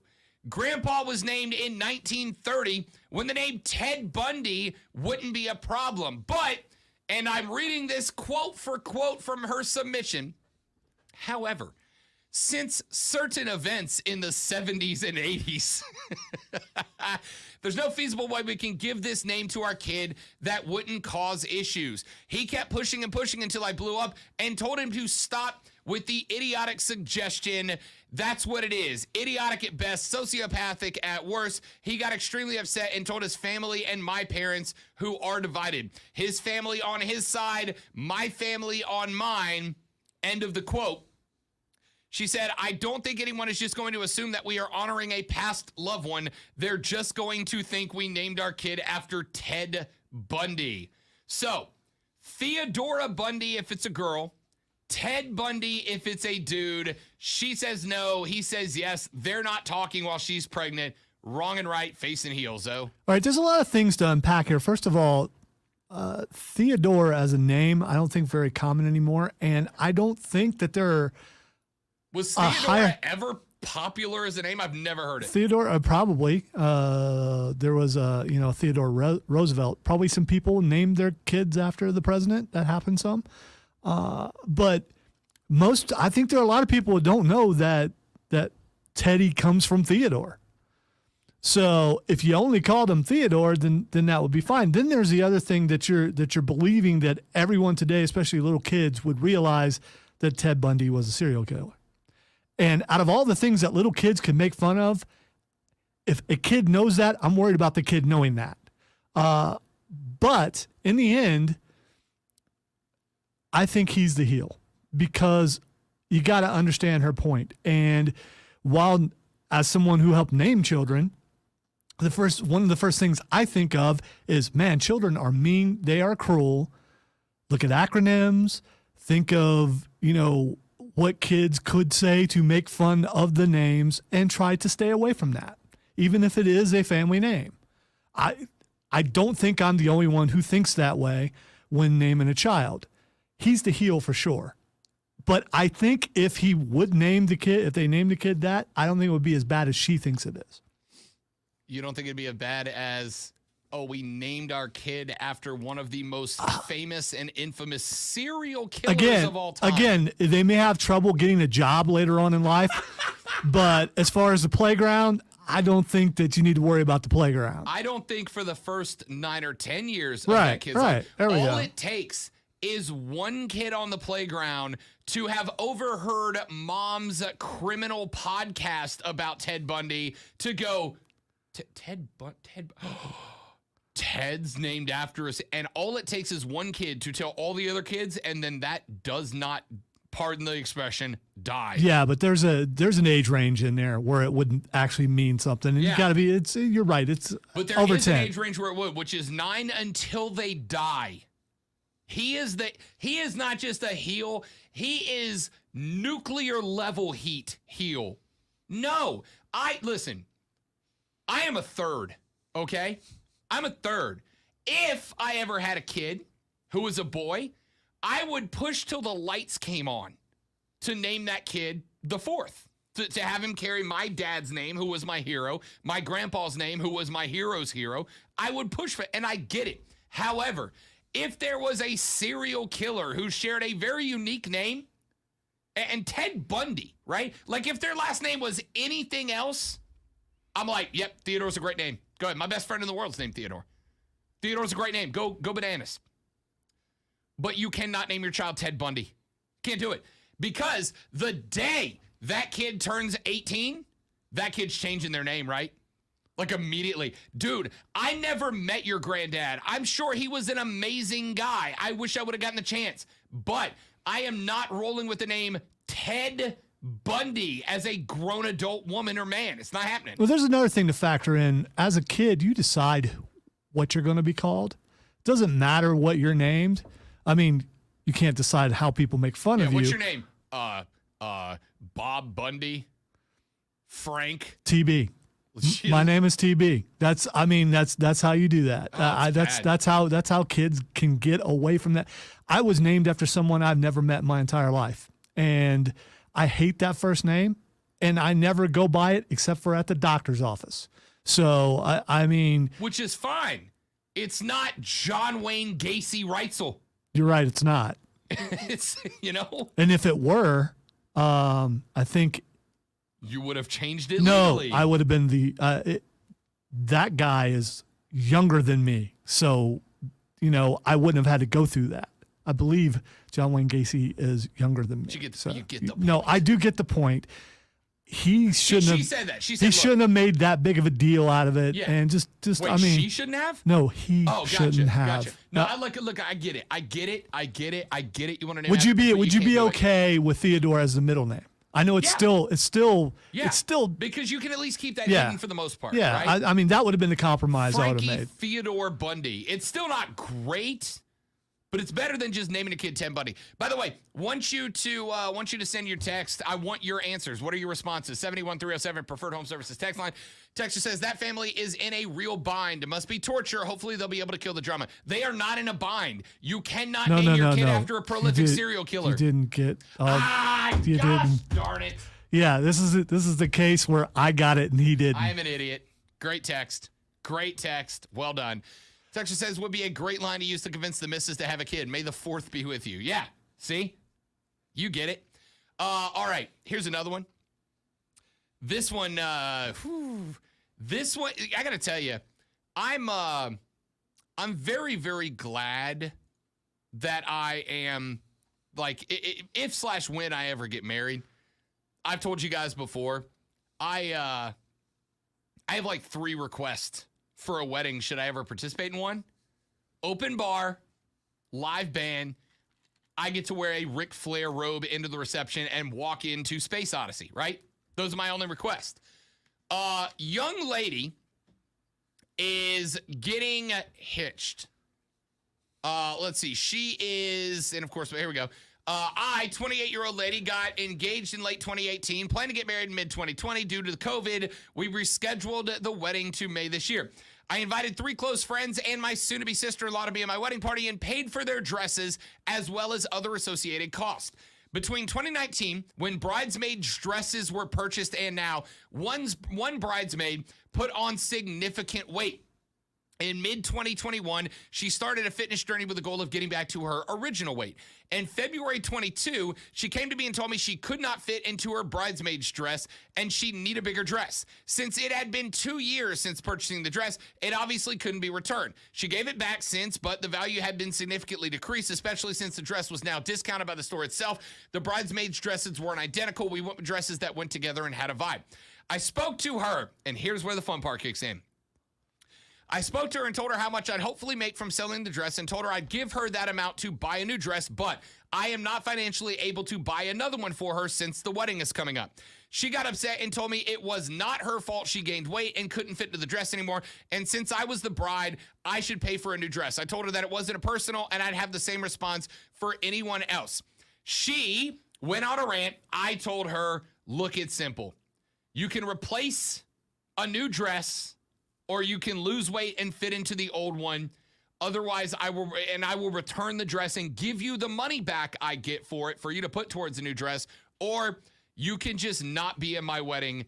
The choice is yours. Says that the friend has not made a decision, or at least she doesn't know because she's not talked to her since then. I'll go first on this one.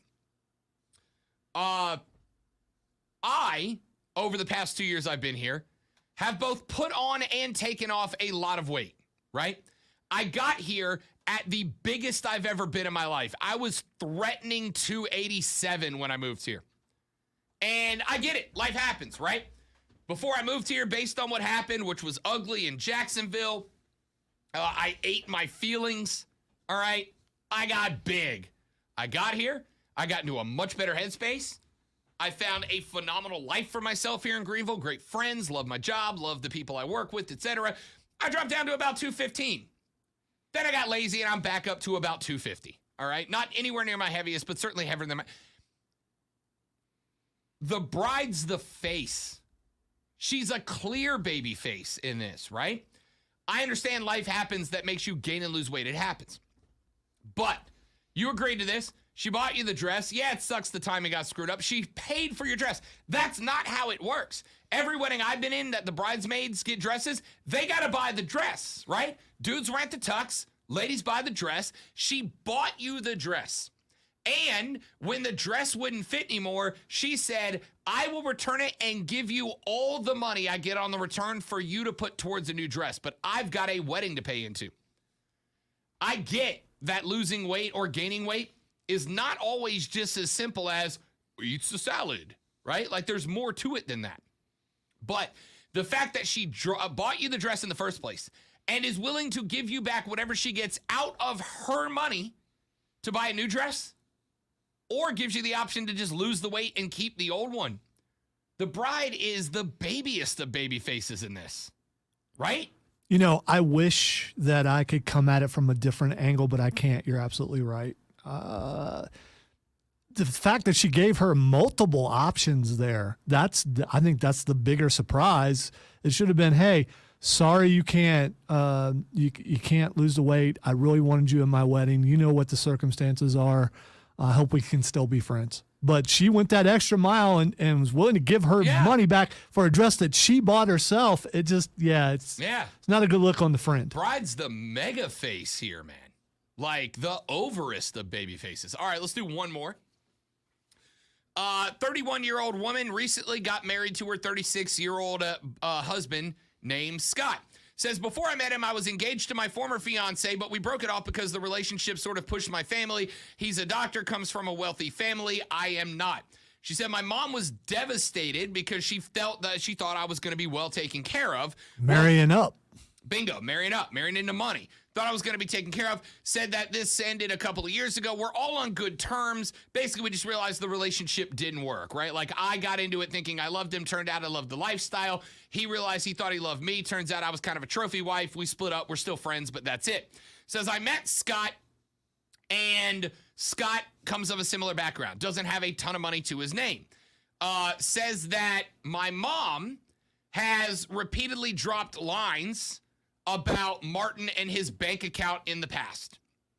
Well, last week, we were over dinner at my parents' house for a social gathering. Lots of relatives came, and we had dinner. At the dinner table, Mom asked Scott, the new husband, if he saw the text she sent him the other day. He said he was sorry and he didn't notice. She told him to check it right then and there and read it out loud so everyone could hear.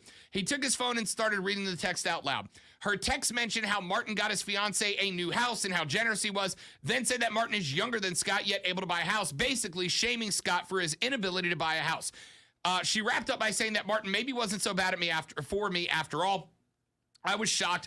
And Scott was upset, obviously. However, he didn't lash out or anything. He looked at the text, smiled, and said, you know, what gets me about this entire text is how you were a public educator for 30 years, yet you can't differentiate between the passive you and the contraction you are, end quote.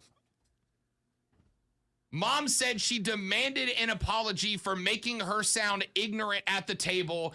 I said, my husband will not apologize to you. We left, and now Mom's not talking to me. Face it. I feel like this one's easy. Yeah. But Scott dropping the that's the reason. Whole reason why. That's the whole reason why you read the whole thing. 100%. Way to turn that on someone. Grammar bomb for the win. Yeah. I mean, the mom is definitely the heel. If you love them so much, why don't you marry him, Mom? Yeah. I mean, we've seen this exact scenario on movies and sitcoms. You don't think it actually happens in real life, but apparently it does. So, I'm going to go with this. First off, Scott, you're my hero, okay? You're my hero. Dropping the live and in-person grammar, but it's one thing to drop it on Twitter. To drop a live and in-person grammar bomb. Oh, my goodness. You're so dumb. You don't know the difference between you are and your. Wow. Bless your little heart. Grammar bomb. Beautiful move. Because to me, the response I go with and much more personal, the response I go with is, wow, mother-in-law, if money isn't so important to you, I'm shocked you don't have any of it. And then I walk away, right? Like, you have a family that created this daughter who has no money and needs to be taken care of. Seems to me that's on you, isn't it? Poor mom, right? I go jugular. I go personal. Scott went, I'm going to just make you look dumb and mic drop it. And he did. Mom is mega heel. Bride is ultimate face for not kowtowing to mom right there, right? Like, bride is a face for not going, yeah, honey, like, I know, and you were right, and I agree and support you, but it's my mom, and even if you don't mean it, I would appreciate it if you would apologize to her. Please apologize to her so we can just move past it. She went, no, mom, you were kind of an a-hole, and you kind of deserved it. You know, this is one of those things where you wish you were a fly on the wall to hear this, because I'm hoping Scott, that was his name, right? Scott, yeah. I'm hoping Scott never changed his cadence, his inflection, anything when he read the whole text, and just dropped the grammar thing matter of factly. Yep, slowly pushed away from the table and walked out. What's your comeback to that, right? All right, yeah, we're past the break. Oh, I had one more really good one. Guy's taking his mom on vacation. Girlfriend asked to come. He said, sure, but you've got to pay your own way. She said, so you're going to pay for your mom, not me. And he went, yup. Yeah, I think it's obvious who the face here. Yeah, there were some more fun little details to spice it up, but yeah, mama's boy. Yeah. Oh yeah, and for the record, ain't a damn thing wrong with that. If you are as long as you're covering your wife's.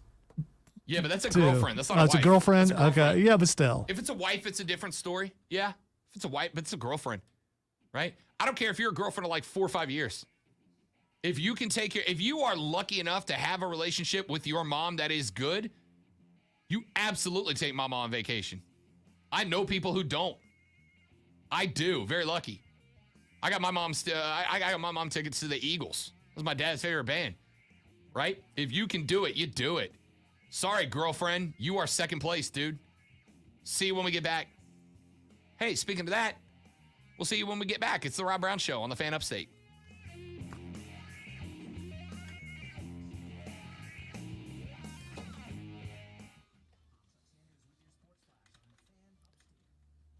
Now, I was shaking my head at what Steven wrote. Hang on, I'm gonna check. Well done, Steven.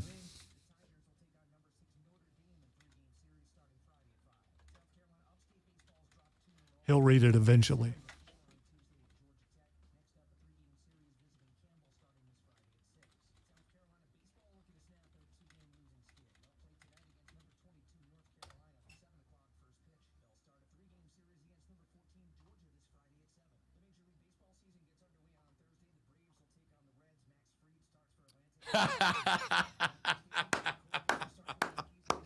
Well said. Well said. Well said. Well said. Well said.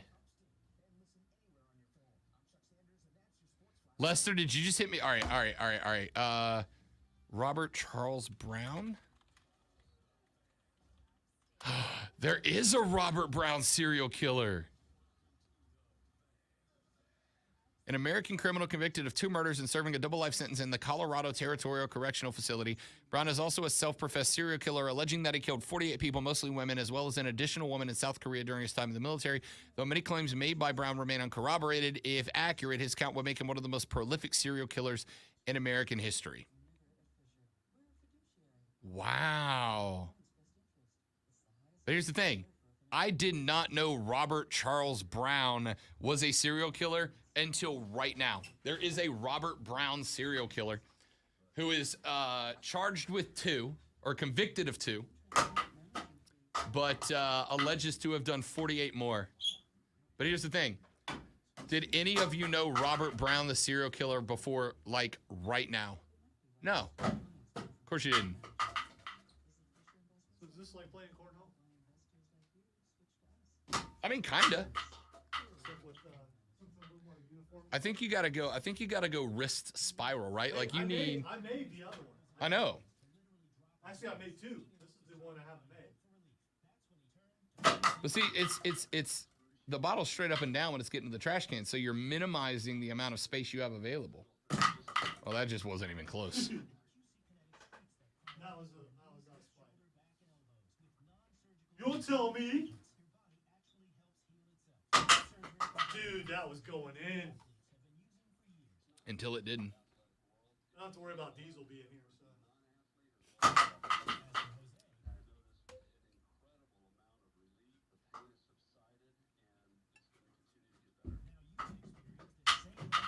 That's sad. I couldn't even make it like right by it.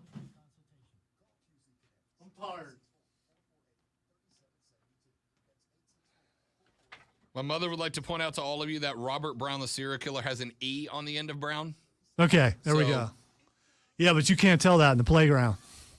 Yeah, also, I'm 100% sure. Again, I just learned that was a thing a second ago. So I don't think anybody's going to go, Robert Brown, that's the name of that prolific serial killer from the early 90s, right?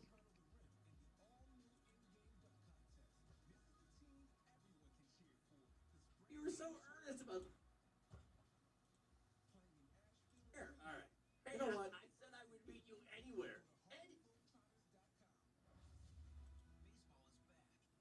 Actual fast friend Andrew Bosch.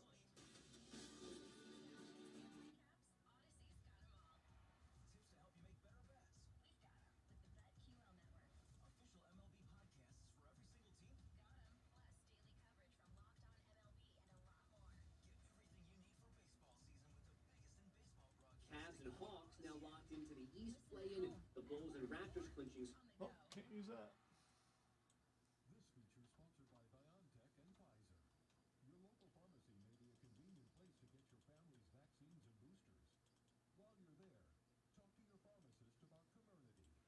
Yeah, say when we were considering hiring Rob Brown, I said, you know what? That sounds like the name of a serial killer. Are you sure we should hire that guy?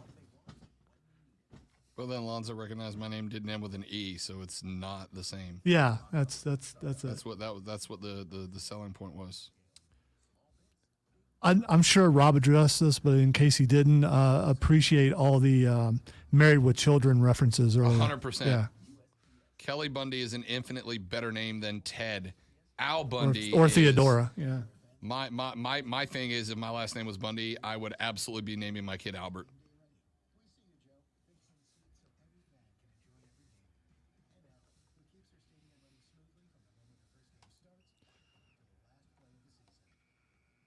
It's probably already addressed, but would you have named a child Charlie, though? Charles. Yeah. Okay. I absolutely would.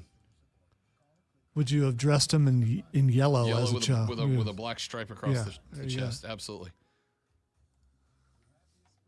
As Admittedly, I bought one of those shirts for Cameron when he was a little kid. It was awesome. That's really funny, and I respect that immensely.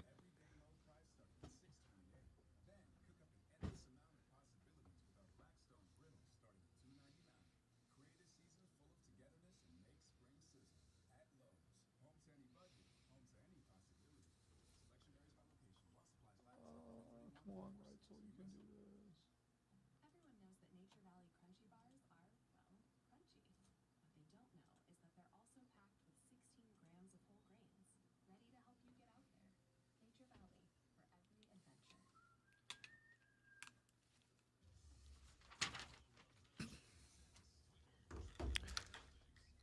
It is time for Twitter Trending Topics, where I tell Rob what is trending on the internets, and he will regale all of us with what he knows about said subjects. The first thing trending is Kenny Omega. Omega. Okay. Yeah, I've seen it popping up on some not social media, but like Twitch streams and stuff lately. With the Young Bucks kind of hitting some big matches over the next couple of weeks, and with Adam Cole, baby, still very much in a tiff with Hangman, I got to imagine we see Omega coming back real soon, right? Do we? Yeah. He's been gone for a long time. I can't tell you why he's trending. He's been trending every day since WrestleMania. Yeah. And I think maybe it has to do with the Was fact he that at like WrestleCon or anything? no, I think it has to do with Cody. That's what I think it is, because Cody showed up in WWE. I think that's it. There are actually sites out there that are going 127 days without Kenny Omega. Yeah. You know, that type of thing. I wonder how much of it is AEW seeing like, can we pull off this show without the marquee names? But like I said, I'm hoping that you're looking at a situation where, you know, the Young Bucks are fighting for titles. They got Red Dragon fighting with him. They got Adam Cole, baby. He was focused less on that, more on Hangman. I got to think at some point Omega shows up to either pull the Elite all the way back together or to be in a spot where he has to pick a side. Or if he shows up and goes, Adam Cole, I don't know who the hell you are, but this is my title and I'm the one going for Hangman, and create kind of a little love triangle of heavyweight champions. Which is how it should be, without a doubt. Very entertaining. He and Don Callis, whether you like Don Callis or not, he's the ultimate heel manager type guy. And, I don't know, man. Lambert's giving him a run oh, right now. Lambert's just like real life, though. Don Callis is over the top in a way that a wrestling manager is. Oh, yeah. Everybody knows Yeah. of Dan Lambert in real life that they Yeah. hate. Yeah. I've known a bunch. I used to live on a golf course. Apparently you did. All right, the next thing that's trending is Moon Knight. I have watched the first episode of Moon Knight, and I got to tell you, I liked it a lot. I thought it was different than anything else they've done in the MCU. I like that, you know, in a lot of other cases, they kind of give you what the characters are experiencing when they're having these weird situations. Moon Knight, I don't know that I have liked anything as much in a while, though, as I did that when he blanks out and becomes Moon Knight, they don't show you a thing about it, right? Till the very, very end do they actually show you Moon Knight. But for 58 minutes of a 60-minute episode, it's not that, but you get it. 58 minutes, you don't see Moon Knight, you get no hint. All you get is the screen goes black, and then it immediately comes back, and he's standing there with bloody fist and a gun. Episode 2 dropped today. Well, I know what I'm doing in the 30 minutes between now and our corporate Zoom call. That's it for us, ladies and gentlemen. Jim Rome takes you through the jungle dance. Mark Ryan and Diesel with Offsides after that. Appreciate you listening. Hope you enjoyed it. We are back tomorrow to try harder. This is South Carolina's best sports talk radio show. Rob and Lonzo on the Rob Brown Show. This is the Fan Upstate. Later, brother. Thanks, Stream. Trey says, how many texts have you gotten asking you about Robert Brown, the serial killer? Again, I've gotten one, and it was my mom going, yeah, there's an E on the end. It's not the same. Steven says, what's the latest with Eastergate, Rob? I'll update you tomorrow. See you then.